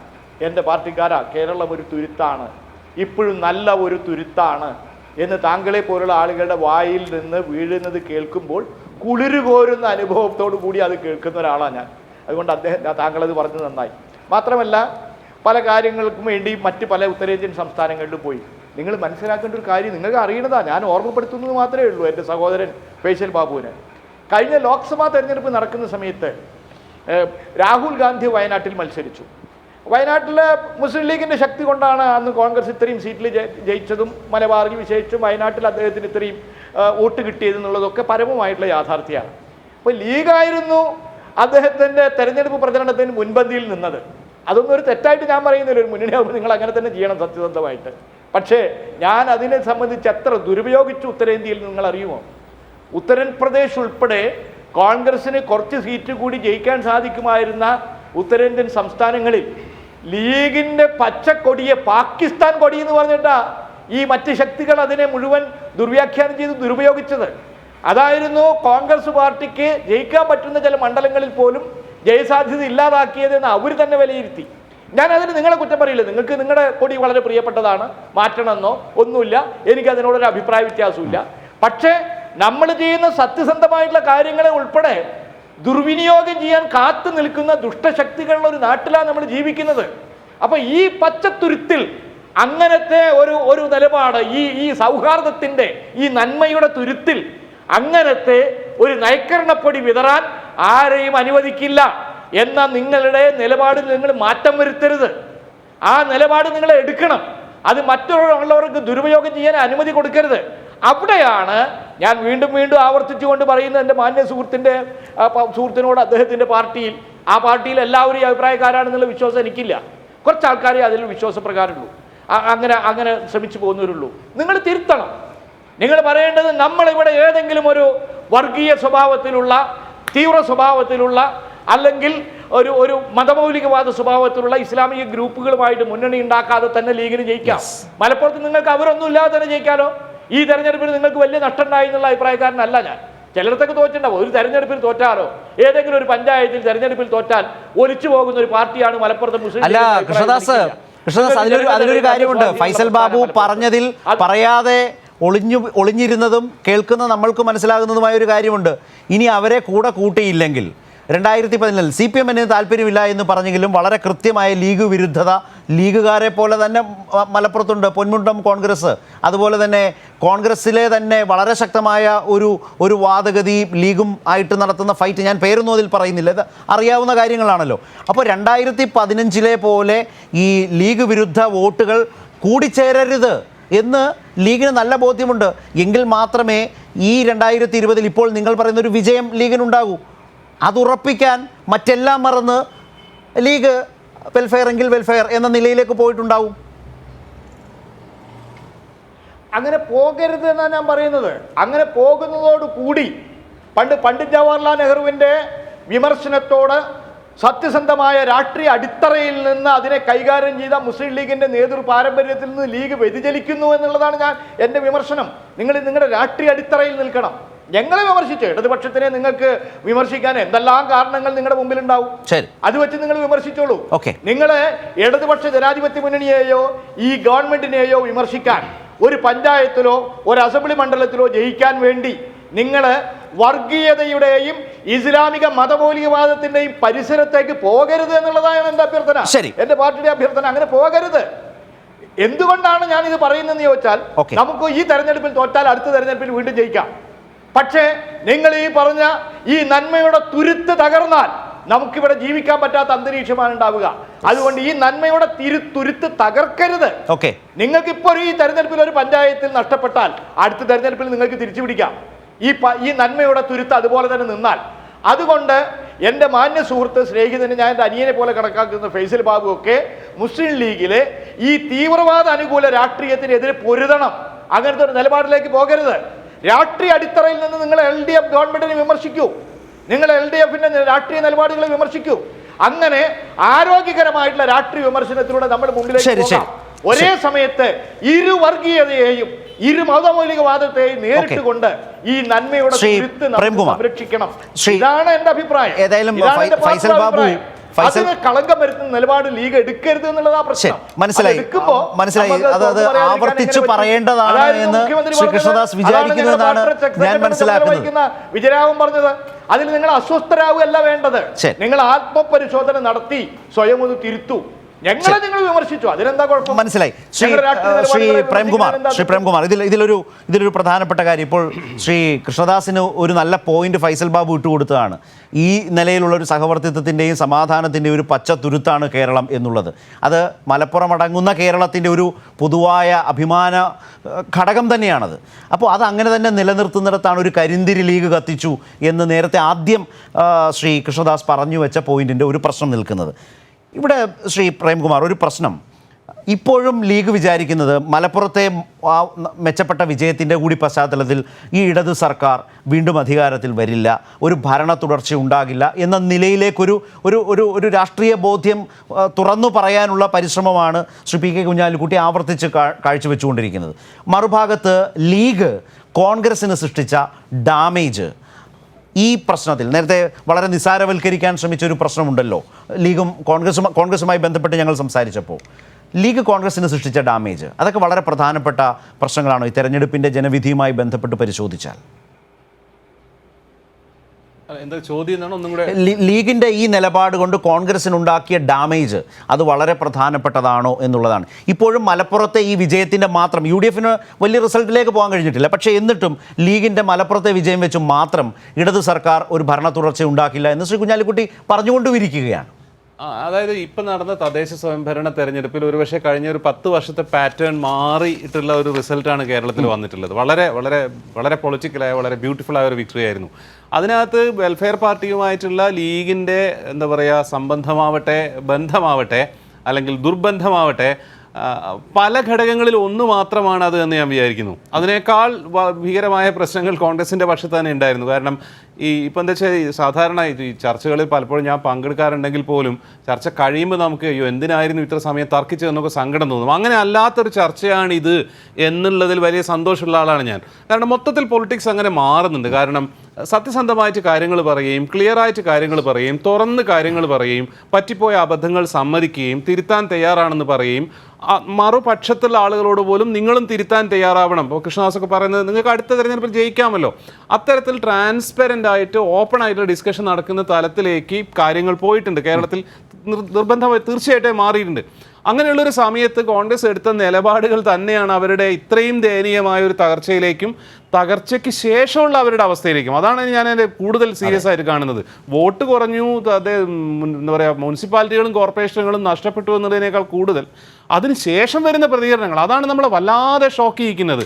ഇപ്പോൾ അടുത്ത തെരഞ്ഞെടുപ്പിൽ അത് നിയമസഭയാവട്ടെ അതിന് ശേഷം വരുന്നതാവട്ടെ എന്താ പറയുക ഉയർന്നു വരാൻ പറ്റാത്ത രീതിയിലേക്ക് ഈ പാർട്ടിയും ഈ പ്രസ്ഥാനവും UDF പോകുന്നല്ലോ എന്ന് സങ്കടം തോന്നുന്ന രീതിയിലേക്ക് പോകുന്നതിന് ഒരു കാരണവശാലും ലീഗ് അവിടുത്തെ ഒരു വെൽഫെയർ പാർട്ടിയുമായിട്ടുണ്ടാക്കിയ ഒരു സഖ്യം മാത്രമാണ് കാരണം ഞാൻ വിചാരിക്കുന്നില്ല. കുറേ കാരണങ്ങളുണ്ട്. അത് ഇവർക്ക് തിരുത്താൻ പറ്റുന്നതുമേ ഉള്ളൂ. അതിൻ്റെ അടുത്താണ് ലീഗ് നിയമീകരിക്കുന്നു.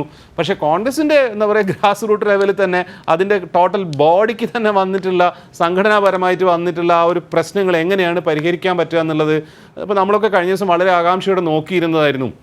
AICCക്ക് പുതിയ പ്രസിഡന്റ് ഉണ്ടാവുമോ എന്നുള്ളത്. അസുഖം ആയിട്ട് വിട്ടുനിന്ന് സോണിയാഗാന്ധിയെ തന്നെയേ ഉള്ളൂ. കാരണം കോൺഗ്രസിൽ സീനിയറായ ലീഡേഴ്സ് ഇല്ലാത്തതുകൊണ്ടോ എഫിഷ്യൻ്റായ ലീഡേഴ്സ് ഇല്ലാത്തത് കൊണ്ടോ അല്ല, അവർ തമ്മിൽ ഒരു കാരണവശാലും ചേർന്ന് നിൽക്കില്ല എന്നുള്ളതാണ്. അങ്ങനെയുള്ളൊരു ഒരു പ്രതീക്ഷയില്ലാത്തൊരവസ്ഥയിലേക്ക് കോൺഗ്രസ് പോയതിൻ്റെ മുഴുവൻ കുറ്റവും ലീഗിൻ്റെ തലയിലേക്ക് കെട്ടിവെക്കുന്ന ഒരു റീഡിങ് ശരിയല്ല. അങ്ങനെ എന്തായിരുന്നാലും CPM അങ്ങനെ ചെയ്യുന്നുണ്ട് എന്ന് ഞാൻ വിചാരിക്കുന്നില്ല. ഇതിപ്പോൾ ഇവിടെ കൃഷ്ണദാസ് വിശദീകരിച്ച അതേ ഏണസ്റ്റ്നെസ്സോടെ അതേ സത്യസന്ധതയോടെ തന്നെയാണ് CM-ഉം പറഞ്ഞിട്ടുള്ളത് എന്ന് തന്നെ ഞാൻ വിശ്വസിക്കുന്നു. കാരണം LDF ആയിരുന്നാലും UDF ആയിരുന്നാലും കേരളം ഈ നന്മയുടെ ഫാസിസ്റ്റ് വിരുദ്ധതയുടെ ഹൈന്ദവ രാഷ്ട്രീയത്തിനെതിരെയുള്ള ഒരു നല്ല തുരുത്തായി നിൽക്കണമെന്ന് തന്നെയാണ് നമ്മളുടെ ഏറ്റവും പ്രാഥമികമായിട്ടുള്ള രാഷ്ട്രീയമായിട്ടുള്ള പ്രത്യാശ. ഇത് ഫ്യൂച്ചറിൽ ഉണ്ടാക്കുന്ന അപകടങ്ങളെ പറ്റിയിട്ടും ഫൈസൽ ബാബു അവെയറാണ്, കൃത്യമായിട്ട് അവെയറാണ്. അപ്പോൾ ഇവർക്ക് പ്രത്യേകിച്ച് ഒന്നും പറഞ്ഞു കൊടുക്കേണ്ട ആവശ്യമില്ല, തർക്കിച്ച് സ്ഥാപിക്കേണ്ട ആവശ്യമില്ല. ചെറിയൊരു തിരുത്തും ചെറിയൊരു കറക്ഷനും ചെയ്താൽ ശരിയാവുന്നതേ ഉള്ളൂ എന്നാണ് മനസ്സിലാക്കുക. അതുകൊണ്ട് ലീഗിനെ ഇതൊരു ഭയങ്കരമായൊരു പ്രശ്നത്തിലേക്ക് കൊണ്ടുപോയി കഴിഞ്ഞു. അവരെ ഇനി മുസ്ലിങ്ങൾ വിശ്വസിക്കില്ല, അല്ലെ പൊതുസമൂഹം വിലക്കെടുക്കില്ല എന്നൊന്നും ഞാൻ വിശ്വസിക്കുന്നില്ല എന്നുള്ള രീതിയിൽ വിചാരം കേരളത്തിനുമില്ലല്ലോ. ഇല്ല. ഇനി അങ്ങനെ ഒരു ക്യാമ്പയിൻ ആരെങ്കിലും നടത്തുന്നുണ്ടെങ്കിൽ അതിനെ എതിർക്കാൻ നമ്മൾ തന്നെ ഇറങ്ങുകയും ചെയ്യും, നമ്മൾ തന്നെ അത് പറയുകയും ചെയ്യും അത് ശരിയല്ല എന്നുള്ളത്. പക്ഷേ അതേസമയം തന്നെ കാര്യങ്ങൾ വളരെ നിശ്ചിതമായിട്ടും വളരെ വളരെ മൂർച്ചയോടെയും പരസ്പരം വിമർശിക്കേണ്ടത് ആവശ്യം തന്നെയാണ്. ഫൈസൽ ബാബുവിനോടുള്ള എല്ലാ സ്നേഹവും ലീഗിനോടുള്ള എല്ലാ സ്നേഹവും നിലനിർത്തിക്കൊണ്ട് തന്നെ ലീഗിൻ്റെ കയ്യിൽ നിന്നുണ്ടാവുന്ന മിസ്റ്റേക്കുകളെ തുറന്ന് എതിർക്കുന്ന ഒരു രീതിയാണ് രാഷ്ട്രീയത്തിൽ കാണേണ്ടത്. അങ്ങനെ ഒരു എക്സസൈസ് ആയിട്ടാണ് ഈ ഒരു ഇൻസിഡൻറ്റിനെയും അതിനുശേഷം വന്ന പ്രധാനപ്പെട്ട ചർച്ചകളെ ഞാൻ കാണുന്നത്. ചില വഴിത്തിരിവുകളും ചില കുഴപ്പങ്ങളൊക്കെ അതിൻ്റെ അകത്ത് ഉണ്ടായിട്ടുണ്ടെങ്കിൽ പോലും അതും പരിഹരിച്ചിട്ട് ലീഗിന് മുന്നോട്ട് പോകാൻ പറ്റുമെന്ന് തന്നെയാണ് ഈ പച്ചത്തുരുത്ത് ഇങ്ങനെ തന്നെ നിർത്തുന്ന ആ ഒരു ശ്രമത്തിൽ മുസ്ലിം ലീഗും കേരളത്തിലെ പൊതുസമൂഹത്തിൻ്റെ കൂടെ മുഖ്യധാര രാഷ്ട്രീയത്തിൻ്റെ കൂടെ തന്നെ ഉണ്ടാവും എന്ന് തന്നെയാണ് ഞാൻ വിശ്വസിക്കുന്നത്. ആ തലത്തിലേക്ക് ഈ ചർച്ച കൊണ്ടുപോയി ഒരു മണിക്കൂർ സമയം പോകാൻ പറ്റി എന്നുള്ളതിൽ വല്ലാത്ത, സത്യം പറഞ്ഞ പേഴ്സണലി വല്ലാത്ത സന്തോഷം അനുഭവിക്കുന്നുണ്ട് ഞാൻ. ശ്രീ ഫൈസൽ ബാബു, അതായത് ഇപ്പോഴത്തെ ഇതൊരു പ്രാദേശിക സഹകരണമാണ്, അതിലെന്തിനാണ് ഇത്ര ബേജാറാകുന്നതെന്ന് പറഞ്ഞൊരു പോയിന്റ് നേരത്തെ പറഞ്ഞത് ഉണ്ട്, അതിൻ്റെ തർക്കത്തിലേക്കല്ല. പക്ഷേ ഈ സഹകരണം അത് വെൽഫെയർ പാർട്ടിക്ക് ഉണ്ടാക്കി കൊടുത്തൊരു മേൽവിലാസമുണ്ട്. അവർക്ക് ജയിക്കാൻ കഴിഞ്ഞ നമ്പറിൽ വർധന ഉണ്ടായിട്ടുണ്ട് മറ്റു ജില്ലകളിലടക്കം. ഇതെല്ലാം സംഭവിച്ചു. കോൺഗ്രസ് പാർട്ടിയാണ് അവരുടെ ഒരു സിറ്റിംഗ് സീറ്റൊക്കെ, ഞാൻ ഉദാഹരണം പറഞ്ഞാണ്, സിറ്റിംഗ് സീറ്റ് തന്നെ വിട്ടുകൊടുത്ത് അവർ മത്സരിക്കുന്നതിന് സാഹചര്യം ഉണ്ടാക്കി. ഇതെല്ലാം അവിടെ നിൽക്കട്ടെ. ഇനി തുടർന്ന് അങ്ങോട്ട് എന്ത് എന്നൊരു പ്രധാനപ്പെട്ട പ്രശ്നമുണ്ട്. ലീഗ് അടുത്ത മാസം, ഞാൻ മനസ്സിലാക്കുന്നതിൽ തെറ്റുണ്ടെങ്കിൽ താങ്കൾക്ക് തിരുത്താം, ഈ ദേശീയ നേതൃയോഗം ഇതുമായി ബന്ധപ്പെട്ട അടക്കം പരിശോധിക്കുന്നതിനായി ചേരുന്നു എന്ന് കേട്ട ഒരു വിവരം ഇന്ന് കേട്ടത് ഓർക്കുന്നു. അപ്പോൾ തുടർന്നങ്ങോട്ട് ഈ സഹകരണത്തെ തുടർന്ന് കൊണ്ടുപോകാനുള്ളൊരു ഉത്തരവാദിത്വമുണ്ട്. ഈ നിലയിലാകാം, ഇതിൻ്റെ അടുത്ത ലെവലിലാകാം, അല്ലെങ്കിൽ ഇത് പൂർണ്ണമായി ഉപേക്ഷിച്ചുമാകാം. ഏത് നിലയ്ക്കായിരിക്കും ലീഗ് പൊതുവിൽ ഉയരുന്ന ഈ വിമർശനങ്ങൾ അല്ലെങ്കിൽ നിരീക്ഷണങ്ങൾ, ഇതിൻ്റെ പലതരത്തിലുള്ള സാമൂഹ്യ സാഹചര്യങ്ങളെക്കുറിച്ചുള്ള ഓർമ്മപ്പെടുത്തലുകൾ, ഇതെല്ലാം ഏറ്റെടുത്തുകൊണ്ട് ലീഗ് വിഷയത്തെ സമീപിക്കുന്നത് എങ്ങനെയാവും? പാർട്ടിയുടെ ഇത്തരം നയനിലപാടുകൾ അതാത് കാലഘട്ടത്തിലെ പോളിസികളൊക്കെ പറയേണ്ടത് പാർട്ടിയുടെ ഉന്നത നേതാക്കളാണ്. ഞാൻ യൂത്ത് ലീഗിൻ്റെ ഒരു എളിയ ഭാരവാഹി മാത്രമാണ്. എല്ലാ പാർട്ടികളും അതാത് കാലഘട്ടത്തിനനുസരിച്ച് അവരുടെ നിലപാടുകൾ എടുക്കുന്നു. പക്ഷേ ഇവിടെ നേരത്തെ കൃഷ്ണദാസ് ജി പറഞ്ഞ കുറേ കാര്യങ്ങൾ ഈ കാര്യങ്ങൾ വളരെ ലഘൂകരിച്ച് നിങ്ങൾ കാണരുത് എന്ന് എനിക്ക് സ്നേഹപൂർവ്വമായ അപേക്ഷയുണ്ട്. 2009 പൊന്നാനിയിൽ ഹുസൈൻ രണ്ടത്താണി എന്ന കാൻഡിഡേറ്റിനെ ഫിക്സ് ചെയ്തത് PDP ആണെന്നും ഈ രണ്ടത്താണി മൂന്നത്താണി അതൊന്നും ഞങ്ങൾ അറിയില്ല എന്നും അന്നത്തെ CPIയുടെ ഒരു ഉന്നതനായ നേതാവ് പറഞ്ഞത് നമ്മളിപ്പോൾ ഓർക്കുകയാണ്. അപ്പോൾ അതിനൊക്കെ എന്താണ്, എനിക്ക് ഡോട്ട് കണക്ട് ചെയ്യാൻ പറ്റാറില്ല. എന്തുകൊണ്ടാണ് ഇവർ ഇങ്ങനെ, ഞാനൊരു പൊന്നാനിയിലെ വോട്ടറാണ്, CPM പോലൊരു പാർട്ടി എങ്ങനെ കാര്യങ്ങൾ ഇങ്ങനെ അനലൈസ് ചെയ്യുന്നു എനിക്ക് ഞാനിപ്പോൾ മനസ്സിലാക്കുന്നത്, നേരത്തെ കൃഷ്ണദാസ് ജി സൂചിപ്പിച്ച പോലെ മുസ്ലിം ലീഗിനെ തോൽപ്പിക്കുക എന്ന അജണ്ടയിലേക്ക് നിങ്ങൾ വരുമ്പോൾ, ഞാൻ നേരത്തെ പറഞ്ഞ കേരളത്തിൻ്റെ ഒരു സാമുദായിക സന്തുലിതത്വം നഷ്ടപ്പെടുന്നു എന്ന അപകടത്തെക്കുറിച്ച് നമ്മൾ ജാഗ്രത പാലിക്കണം എന്ന് നമ്മളോടൊക്കെ മനസ്സിലുണ്ടാവേണ്ടതാണ്. മുസ്ലിം ലീഗ് പാർട്ടി അതിൻ്റെ ചരിത്രത്തിൽ ഏറ്റവും വലിയ തിരിച്ചടികളും പ്രതിസന്ധികളും നേരിട്ടത് തീവ്ര വർഗീയ പ്രവണതകളോടുള്ള, സായുധ രാഷ്ട്രീയത്തോടുള്ള, ഫാഷിസത്തെ പ്രതിരോധിക്കുന്നതിൽ ആത്യന്തികമായി നിലപാടെടുക്കാനുള്ള അഭിപ്രായങ്ങൾ ഉയർന്നു വന്നപ്പോൾ ജനാധിപത്യപരമായി തന്നെയാണ് ഫാഷിസത്തെ പ്രതിരോധിക്കേണ്ടത് എന്ന് ഞങ്ങൾ പറഞ്ഞതിൻ്റെ പേരിലാണ് ഞങ്ങൾ എല്ലാ കാലത്തും പ്രതിസന്ധി അതിലകപ്പെട്ടത്. അന്ന് CPM എടുത്തിരുന്ന ഒരു ഇരട്ട സ്റ്റാൻഡ് ഞാനിപ്പോൾ ഓർക്കുകയാണ്. ഒന്ന്, മുസ്ലിം ലീഗിന് സ്വാധീനമുള്ള മണ്ഡലങ്ങളിൽ വന്ന് ലീഗിന് സമുദായത്തോട് പ്രതിബദ്ധതയില്ല, മുസ്ലിം ലീഗിന് മുസ്ലിം കമ്മ്യൂണിറ്റിയോടൊന്നും വലിയ കമ്മിറ്റ്മെൻ്റ് ഒന്നും ഇല്ല എന്ന് ഇവിടെ വന്ന് പറയുകയും വളരെ വലിയ തീവ്ര ബാബരി മസ്ജിദ് ഇഷ്യൂസൊക്കെ എത്രയോ കാലങ്ങൾ അവർ ഉയർത്തിക്കൊണ്ടുവരികയും പഞ്ചായത്ത് തെരഞ്ഞെടുപ്പൊക്കെ വരുന്ന സമയത്ത് ഒരു നൈതികതയും ഒരു ധാർമ്മികതയും ഇല്ലാതെ സാമ്പാർ മുന്നണി ഉണ്ടാക്കി ഇപ്പോൾ പറയുന്ന ഈ സകല പാർട്ടികളെയും ചേർത്ത് പിടിച്ച് മുസ്ലിം ലീഗിനെ തോൽപ്പിക്കാനുള്ള പ്രവണതകളൊക്കെ മലപ്പുറത്തിൻ്റെ കുഗ്രാമങ്ങളിൽ CPM കാലങ്ങളായി പയറ്റുന്നതാണ്. അപ്പോൾ CPMനെ പോലൊരു രാഷ്ട്രീയ പാർട്ടി പ്രാദേശികമായ ഒരു അഡ്ജസ്റ്റ്മെന്റിന് വേണ്ടി കണ്ണു ചിമ്മുമെന്ന് ഞാൻ കരുതുന്നില്ല. കാരണം അത്രമേൽ പാർട്ടിയുടെ സ്ട്രക്ചർ വളരെ സ്ട്രോങ് ആണ്. അപ്പോൾ ഇത് മൗനാനുവാദത്തോടെ രണ്ട് കാര്യങ്ങളാണുള്ളത്. ഒരു ചർച്ചയിൽ ഒരു CPM നേതാവ് എന്ന നിലയിൽ അദ്ദേഹം വളരെ തുറന്നു പറഞ്ഞു. അവരുടെ സംസ്ഥാന സെക്രട്ടറി തന്നെ പങ്കെടുത്തുകൊണ്ട് മലപ്പുറത്ത് ചേർന്നതും 2015 നിന്ന് പ്രായേണ, ആ വാക്കുകൾ പോലും ഞാൻ ഓർക്കുന്നുണ്ട്, അതിൽ നിന്ന് പൂർണ്ണമായും മാറാൻ ശ്രമിച്ചതിനെക്കുറിച്ച് പറഞ്ഞു. ഒന്നുകിൽ ആ അറിവിൽ നിന്ന്, ആ തിരിച്ചറിവിൽ നിന്ന് അവർ പറയുന്നത് ഉൾക്കൊള്ളേണ്ട ഉത്തരവാദിത്വം ഒന്നും ഉണ്ടാവില്ല, പക്ഷേ ആ പറയുന്നതിനെ ആ ഗൗരവത്തിലെടുക്കേണ്ടതാണ്. കാരണം ഇത്തരം വർഗീയ സഹകരണത്തിലേക്ക് ലീഗും പോകരുത് എന്ന് പറഞ്ഞാൽ ആ നിലയിൽ കാണണ്ടേ? അപ്പോൾ വീണ്ടും നിങ്ങൾ 2015 കഥ പറഞ്ഞാണോ നിങ്ങളുടെ സഹകരണം ഉണ്ടാക്കുന്ന രാഷ്ട്രീയ അപകടങ്ങളെക്കുറിച്ച് സംസാരിക്കുമ്പോൾ പറയേണ്ടതെന്നൊരു പ്രശ്നമുണ്ട് ഇപ്പോഴും. അല്ല, 5 വർഷം അധികാരം പങ്കിട്ട് പഞ്ചായത്തിലെ പല പ്രാദേശിക സമിതിയും ഭരണ പങ്കാളിത്തത്തിൽ ഒന്നിച്ചിരുന്ന് ഇതെല്ലാം നുകർന്ന് അവസാനം ഈ 5 വർഷം വൈൻഡപ്പ് ചെയ്തതിന് ശേഷമാണ് അതിനകത്ത് അവർക്കൊരു വീണ്ടും വിചാരം ഉണ്ടാവുകയും, നേരത്തെ കൃഷ്ണദാസ് ജി എന്താ പറഞ്ഞത്, ഞങ്ങൾ ആ തെരഞ്ഞെടുപ്പ് കഴിഞ്ഞ ഉടനെ ഞങ്ങൾക്ക് ബോധ്യമുണ്ടായി എങ്കിൽ അപ്പോൾ ഈ സഹകരണവും ഈ ഒന്നിച്ചു നിൽക്കലും അവിടെ അവസാനിപ്പിക്കേണ്ടിയിരുന്നു. അവസാനിപ്പിച്ചിട്ടില്ല. ആ ടെനർ കംപ്ലീറ്റ് ചെയ്തു. 2015 മുതൽ 2020 വരെയുള്ള ഈ 5-year ടെനർ കംപ്ലീറ്റ് ചെയ്തതിന് ശേഷം വെൽഫെയർ പാർട്ടി അവരുടെ തന്നെ നിലപാടിൻ്റെ ഭാഗമായി മറ്റൊരു സ്റ്റാൻഡ് എടുത്തപ്പോഴാണ് നേരത്തെ പറഞ്ഞ ഇസ്ലാമിക രാജ്യവും ഇതുപോലുള്ള ആഗോള ഇസ്ലാമികമൊക്കെ ബോധ്യം അവരുടെ മനസ്സിൽ വന്നത് എന്നത്.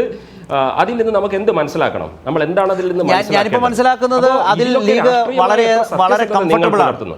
ഞാനിപ്പോൾ ഫൈസൽ ബാബു പറഞ്ഞതിൽ മനസ്സിലാക്കുന്നത് നിങ്ങൾ വളരെ കംഫർട്ടബിളാണ് വെൽഫെയർ പാർട്ടിയുമായി ചേർന്നതിൽ, അതുകൊണ്ട് തന്നെ ഞങ്ങൾക്കതിൽ വേറെ ഏതെങ്കിലും തരത്തിലുള്ള ആലോചനയുടെ ഒന്നും യാതൊരു ആവശ്യവുമില്ല എന്ന് തോന്നും, എന്ന് മനസ്സിലാവുന്നുണ്ട്. അല്ല, ഞങ്ങളോട് വിയോജിക്കുമ്പോൾ വർഗീയവും ഞങ്ങളോട് യോജിക്കുമ്പോൾ അത് വർഗീയ നിലപാടിലെ കാപ്പട്യമാണ് ഞാൻ പറയുന്നത്. അല്ല, ആ കാപ്പട്യമാണ് ഞാൻ ഇവിടെ തുറന്നു കാണിക്കാൻ ശ്രമിക്കുന്നത്. പിന്നെ ഇടതുപക്ഷം മുസ്ലിം ലീഗ് വെൽഫെയർ പാർട്ടിയുമായി കംഫർട്ടബിൾ ആണ് എന്ന് നല്ല ബോധ്യമാണ് ഫൈസൽ ബാബുവിൽ നിന്ന് കിട്ടുന്നത് എന്ന് ചോദിക്കുമ്പോൾ നിങ്ങൾ അതിലെ CPM-നെയും കൂടെ ചേർത്ത് വെച്ചോണ്ടൊരു മറുപടി എന്തിനാണ്? നിങ്ങളത് പറഞ്ഞു കഴിഞ്ഞു കൃഷ്ണദാസിന്. എൻ്റെ ചോദ്യം നേരിട്ട് മുസ്ലിം ലീഗും വെൽഫെയർ പാർട്ടിയും വളരെ കംഫർട്ടബിൾ ആണ് എന്ന ഒരു ഫൈസൽ ബാബുവിൻ്റെ ബോധ്യത്തെക്കുറിച്ച് മാത്രമാണ്. അതുകൊണ്ട് തന്നെ അത് പിരിയേണ്ട സാഹചര്യമില്ല. ആളുകൾ പലതും പറയും. ഞങ്ങൾക്കിതിൽ നിന്ന് മുന്നോട്ട് പോകാൻ ഒരുപാട് വഴികളുണ്ട്, ഒരുപാട് കാലമുണ്ട്, ഒരുപാട് നേട്ടമുണ്ടാക്കാനുണ്ട്. ഇതല്ലേ ഫൈസൽ ബാബു പറഞ്ഞു എന്നതിൻ്റെ ഒരർത്ഥം. വെൽഫെയർ പാർട്ടി ഞങ്ങളുടെ പാർട്ണർ കക്ഷിയല്ല, ഞങ്ങൾ ഐക്യ ജനാധിപത്യ മുന്നണിയാണല്ലോ ഞങ്ങളുടെ മുന്നണി. അപ്പോൾ അതിലൊന്നും അഭിപ്രായം പറയേണ്ട ആവശ്യമില്ല. പിന്നെ ശരത്തെ, ഈ ചർച്ച നേരത്തെ പ്രേംകുമാർ പറഞ്ഞ പോലെ ഒരു പക്ഷേ നമ്മുടെ ഒരു പൊളിറ്റിക്കൽ ഒരു ഫ്രെയിമിൽ നിന്ന് നമ്മൾ എന്നും രാവിലെ ഉയരുന്ന വിവാദങ്ങളെ ഒരു അന്തിച്ചർച്ചയ്ക്ക് വിധേയമാക്കണം. പക്ഷെ അതിനപ്പുറത്തേക്ക് ഈ ചർച്ച വഴിമാറിയിട്ടുണ്ട്. അതിനപ്പുറത്തേക്കുള്ള ആശങ്കകൾ പങ്കുവച്ചിട്ടുണ്ട്. അപ്പോൾ എനിക്ക് പറയാനുള്ള ഒരു കാര്യം, കൃഷ്ണദാസ് ജിയോട് പറയാനുള്ള ഒരു കാര്യം, നിങ്ങൾ ഈ ന്യൂനപക്ഷ രാഷ്ട്രീയവുമായി വിനിമയം നടത്തുമ്പോൾ, സ്വത്ത് രാഷ്ട്രീയത്തെ നിങ്ങൾ സമീപിക്കുമ്പോൾ ഈ അസഹിഷ്ണുതയുടെ ഒരു സമീപനം നിങ്ങൾ അവസാനിപ്പിക്കണമെന്ന് സ്നേഹപൂർവ്വം അപേക്ഷിക്കാനുണ്ട്. നിങ്ങൾ മലപ്പുറത്തെക്കുറിച്ചും മുസ്ലിം ലീഗിനെ കുറിച്ചൊക്കെ നിങ്ങൾ പറഞ്ഞ വർത്തമാനങ്ങൾ എത്ര അപകടകരമായ ധ്വനികളുള്ളതായിരുന്നു. ആ അപകടകരമായ ധ്വനികളുള്ള പ്രസ്താവന അസ്ഥാനത്തുപയോഗിച്ച് നേട്ടം കൊയ്തുകൊണ്ടേ ഇരിക്കുന്നുണ്ട് കേരളത്തിലൊരു കൂട്ടർ എന്ന് വളരെ ഗൗരവത്തോടെ നിങ്ങൾ മനസ്സിലാക്കേണ്ടതാണ്. BJP-യേക്കാൾ വളരെ കൂറുള്ള, ഞാൻ മനസ്സിലാക്കുന്നത് ഈ ശബരിമലയിൽ ഏറ്റ പരിക്കിനെ നിങ്ങൾ ഇങ്ങനെ പരിഹരിക്കാൻ ശ്രമിച്ചു കഴിഞ്ഞാൽ അത് അപകടകരമായ പല പ്രതിസന്ധികളും ക്ഷണിച്ചു വരുത്തുമെന്ന് സ്നേഹപൂർവ്വം കൃഷ്ണദാസ് ജിയെ പോലുള്ള ഒരു വലിയ രാഷ്ട്രീയ രംഗത്ത് ഞാനൊക്കെ അദ്ദേഹത്തിന്റെ വളരെ ശിശു മാത്രമാണ്, അദ്ദേഹത്തെ ഉപദേശിക്കാൻ ഒന്നുമല്ല, പക്ഷേ സ്നേഹപൂർവ്വമായ ഒരു കമന്റ്. ശ്രീ ഫൈസൽ ബാബു പറഞ്ഞ അഭിപ്രായം കേൾക്കുമ്പോൾ എനിക്ക് തോന്നുന്നു ശ്രീ കൃഷ്ണദാസ്, താങ്കൾ എത്ര ക്ലാസ് എടുത്തിട്ടും കാര്യമില്ല. മുഖ്യമന്ത്രി പിണറായി വിജയൻ പറഞ്ഞത് അത് വർഗീയമായിട്ടാണ് എന്ന് നല്ല ബോധ്യത്തോടെ തന്നെയാണ് ഫൈസൽ ബാബു ഈ ചർച്ചയിൽ അദ്ദേഹത്തിൻ്റെ വാദങ്ങളെ ഉപസംഹരിച്ചിരിക്കുന്നത്.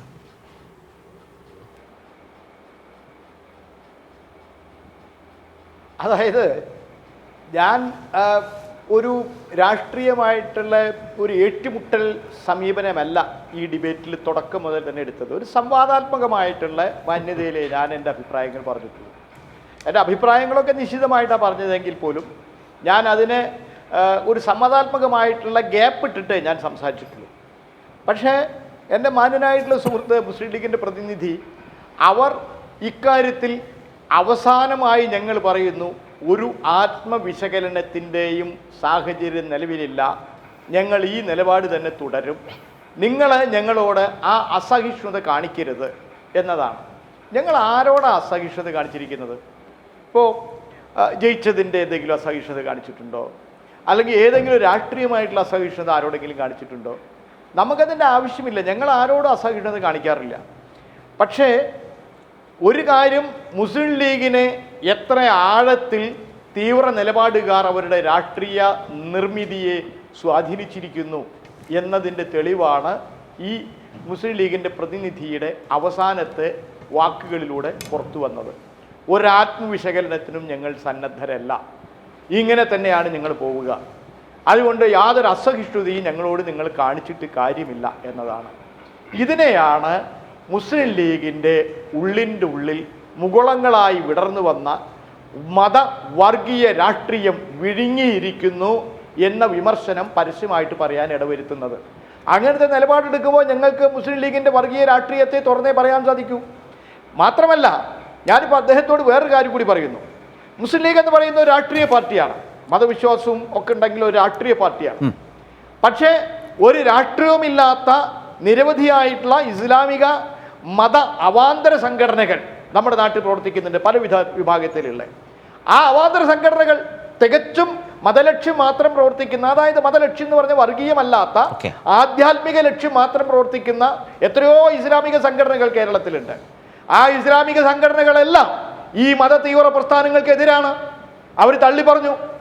മുസ്ലിം ലീഗ് ഇത്തരത്തിലുള്ള മതമൗലികവാദികളും ഇസ്ലാമിക തീവ്രവാദ സംഘടനകളുമായിട്ട് ഉണ്ടാക്കുന്ന കൂടിച്ചേരലുകളെയും സൗഹാർദ്ദങ്ങളെയും ഞങ്ങൾ എതിർക്കുന്നു. ഇത് ഇസ്ലാമികമല്ല, ഇതിനെ ഇസ്ലാമിക മതവുമായി ബന്ധപ്പെടുത്താൻ പറ്റില്ല, ഞങ്ങൾ അതിനെ തള്ളി പറയുകയാണെന്ന് പറഞ്ഞ് അവരുടെ എത്രയോ പത്രങ്ങളിൽ അവർ എഡിറ്റോറിയൽ എഴുതി. ഇതൊക്കെ കണ്ടിട്ടുണ്ടായിരിക്കും എൻ്റെ മാന്യനായിട്ടുള്ള ലീഗ് പ്രതിനിധി എന്ന് ഞാൻ വിചാരിക്കുന്നു. ശരി. അതുകൊണ്ട് നിങ്ങൾ എങ്ങനെ വർഗീയ സംഘടനകളുമായിട്ട് ധാരണ ഉണ്ടാക്കിയാലും മുസ്ലിം ലീഗിൻ്റെ രാഷ്ട്രീയ നയങ്ങളെ എത്രത്തോളം ഇസ്ലാമിക തീവ്രവാദം അതിൻ്റെ രാഷ്ട്രീയ നിർമ്മിതികളെ സ്വാധീനിക്കുകയും വിഴുങ്ങുകയും ചെയ്താലും ഇസ്ലാം മതവിശ്വാസികൾ നിങ്ങൾക്കെതിരാണ് എന്നുള്ളത് നിങ്ങൾ മനസ്സിലാക്കണം. ഇസ്ലാമിലെ സാധാരണ മതവിശ്വാസികൾ അവർ വർഗീയവാദികളല്ല, അവർ മതമൗലികവാദത്തെ എതിർക്കുന്നു. ആ ഇസ്ലാമിക മതത്തെ തീവ്രവാദത്തിലേക്ക് നയിക്കുന്ന, ഭീകരവാദത്തിലേക്ക് നയിക്കുന്ന, മതമൗലികവാദത്തിലേക്ക് നയിക്കുന്ന നിലപാടുകളെ എതിർക്കുകയാണ് സാധാരണ മതവിശ്വാസിയായിട്ടുള്ള മുസൽമാന്മാർ. ആ മുസൽമാന്മാരുടെ കൂടെയാണ് ഇടതുപക്ഷ ജനാധിപത്യ മുന്നണി എന്നുള്ളത് നിങ്ങൾ മനസ്സിലാക്കണം. അങ്ങനത്തെ സത്യസന്ധരായിട്ടുള്ള മതവിശ്വാസികളായിട്ടുള്ള ഇസ്ലാമിക വിശ്വാസികളുടെ കൂടെ, ആ വിശ്വാസികളുടെ കൂടെ കേരളത്തിൽ ഇടതുപക്ഷ ജനാധിപത്യ മുന്നണി ഉണ്ടാവും. അവരാണ് ഇടതുപക്ഷ ജനാധിപത്യ മുന്നണിക്ക് പിന്തുണ കൊടുക്കുകയും ചെയ്തുകൊണ്ടിരിക്കുന്നത്. അവരാണ് LDFന്റെ ഒപ്പം നിൽക്കാൻ പോകുന്നത്. മുസ്ലിം ലീഗ് ഈ നിലപാട് എടുത്തു പോയാൽ സമുദായത്തിൽ തന്നെ ഒറ്റപ്പെടുകയാണ് ചെയ്യുക എന്നുള്ളത് നിങ്ങൾ മനസ്സിലാക്കിയാൽ മുസ്ലിം ലീഗിന് അത്രയും നല്ലത്. അതാണ് മുഖ്യമന്ത്രി ചൂണ്ടിക്കാട്ടിയത്. അതാണ് ഞങ്ങളുടെ പാർട്ടി ചൂണ്ടിക്കാണിക്കുന്നത്. നിങ്ങൾ ഈ നിലപാട് തിരുത്തണമെന്ന് ഞങ്ങൾ പറയുന്നത് അതുകൊണ്ടാണ്. തിരുത്താതിരുന്നാൽ അത് നിങ്ങൾ അനുഭവിക്കുക എന്നല്ലാതെ ഞങ്ങൾക്ക് അതിനെക്കുറിച്ച് വേറെ ഒരു വേവലാതിയുമില്ല എന്ന് ലീഗ് പ്രതിനിധിയോട് ഞാൻ സ്നേഹപൂർവ്വം. തീർച്ചയായും നിങ്ങൾ രണ്ടാളുകളും നിങ്ങളുടേതായ നിലപാടുകൾ അവതരിപ്പിച്ചു കഴിഞ്ഞാൽ നമുക്ക് ഈ ചർച്ച അവസാനിപ്പിക്കാം. ഡോക്ടർ പ്രേംകുമാർ, അതായത് ഈ ആത്മവിമർശനത്തിന് ലീഗ് രാഷ്ട്രീയ വിമർശനത്തിന് ആ ഒരു രാഷ്ട്രീയ പാർട്ടി എന്ന നിലയിൽ തയ്യാറായില്ല എങ്കിൽ ഇടതുപക്ഷം കർക്കശമായി തന്നെ, വളരെ ശക്തമായി തന്നെ ഈ വിമർശനം മുന്നോട്ട് കൊണ്ടുപോകും എന്നൊരു സൂചന കൂടി കൃഷ്ണദാസ് പറഞ്ഞ് അവസാനിപ്പിച്ചതില്ലേ? അല്ല, ഇടതുപക്ഷത്തിന് എന്നല്ല, ഈ കാലത്ത് രാഷ്ട്രീയത്തിൽ ഉത്തരവാദിത്തോടെ പ്രവർത്തിക്കുന്ന ആർക്കും കർശനമായ നിലപാടേ ഇതിലെടുക്കാൻ പറ്റുള്ളൂ. കാരണം അത് ലീഗിനോടുള്ള വിയോജിപ്പിൻ്റെ പ്രശ്നമല്ല, അപ്പുറത്ത് കാണുന്ന ജയ് ശ്രീരാം വിളികൾ കേട്ടിട്ടുള്ള ഭയമാണ്. കർശനമായ നിലപാട് മാത്രമേ എടുക്കാൻ പറ്റുള്ളൂ. പിന്നെ ഫൈസൽ ബാബു പറഞ്ഞു നിർത്തിയതിനെ അതിനെ എന്താ പറയുക, വാക്കുകളുടെ അർത്ഥത്തിൽ എടുത്താൽ ലീഗ് ഒരു നീക്കുപോക്കിനും തയ്യാറല്ല എന്ന് കേൾക്കാം. അതേസമയം പ്രാക്ടിക്കലി അന്വേഷിക്കുമ്പോൾ ഫൈസൽ ബാബു തന്നെ പറയുന്നുണ്ട്, ഈ പാർട്ടിയുടെ നിലപാടുകൾ സ്വീകരിക്കേണ്ടത് ഞങ്ങളുടെ സീനിയർ നേതാക്കളാണ്, ഞാനൊരു ജൂനിയർ നേതാവാണ്. പിന്നെ നിങ്ങൾ ഈ ചാനൽ അവതാരകർക്ക്, കോർട്ടിൻ്റെ ജഡ്ജിമാർക്ക് ഒരു പ്രശ്നമുണ്ട്. ഈ 1 മണിക്കൂറിനുള്ളിൽ തീരുമാനം പറയണമെന്ന് പറഞ്ഞാൽ അങ്ങനെ പറയാൻ പറ്റില്ല, അതിന് പ്രായണയെ പറ്റുള്ളൂ. അപ്പൊ ഇപ്പൊ തന്നെ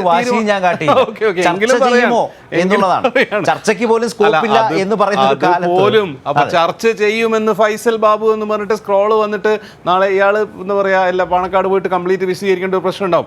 എങ്കിൽ പോലും ആ പറഞ്ഞതിൻ്റെ അകത്ത് ഞാൻ അതിനെ പോസിറ്റീവായിട്ട് റീഡ് ചെയ്യാനാണ് വിചാരിക്കുന്നത്.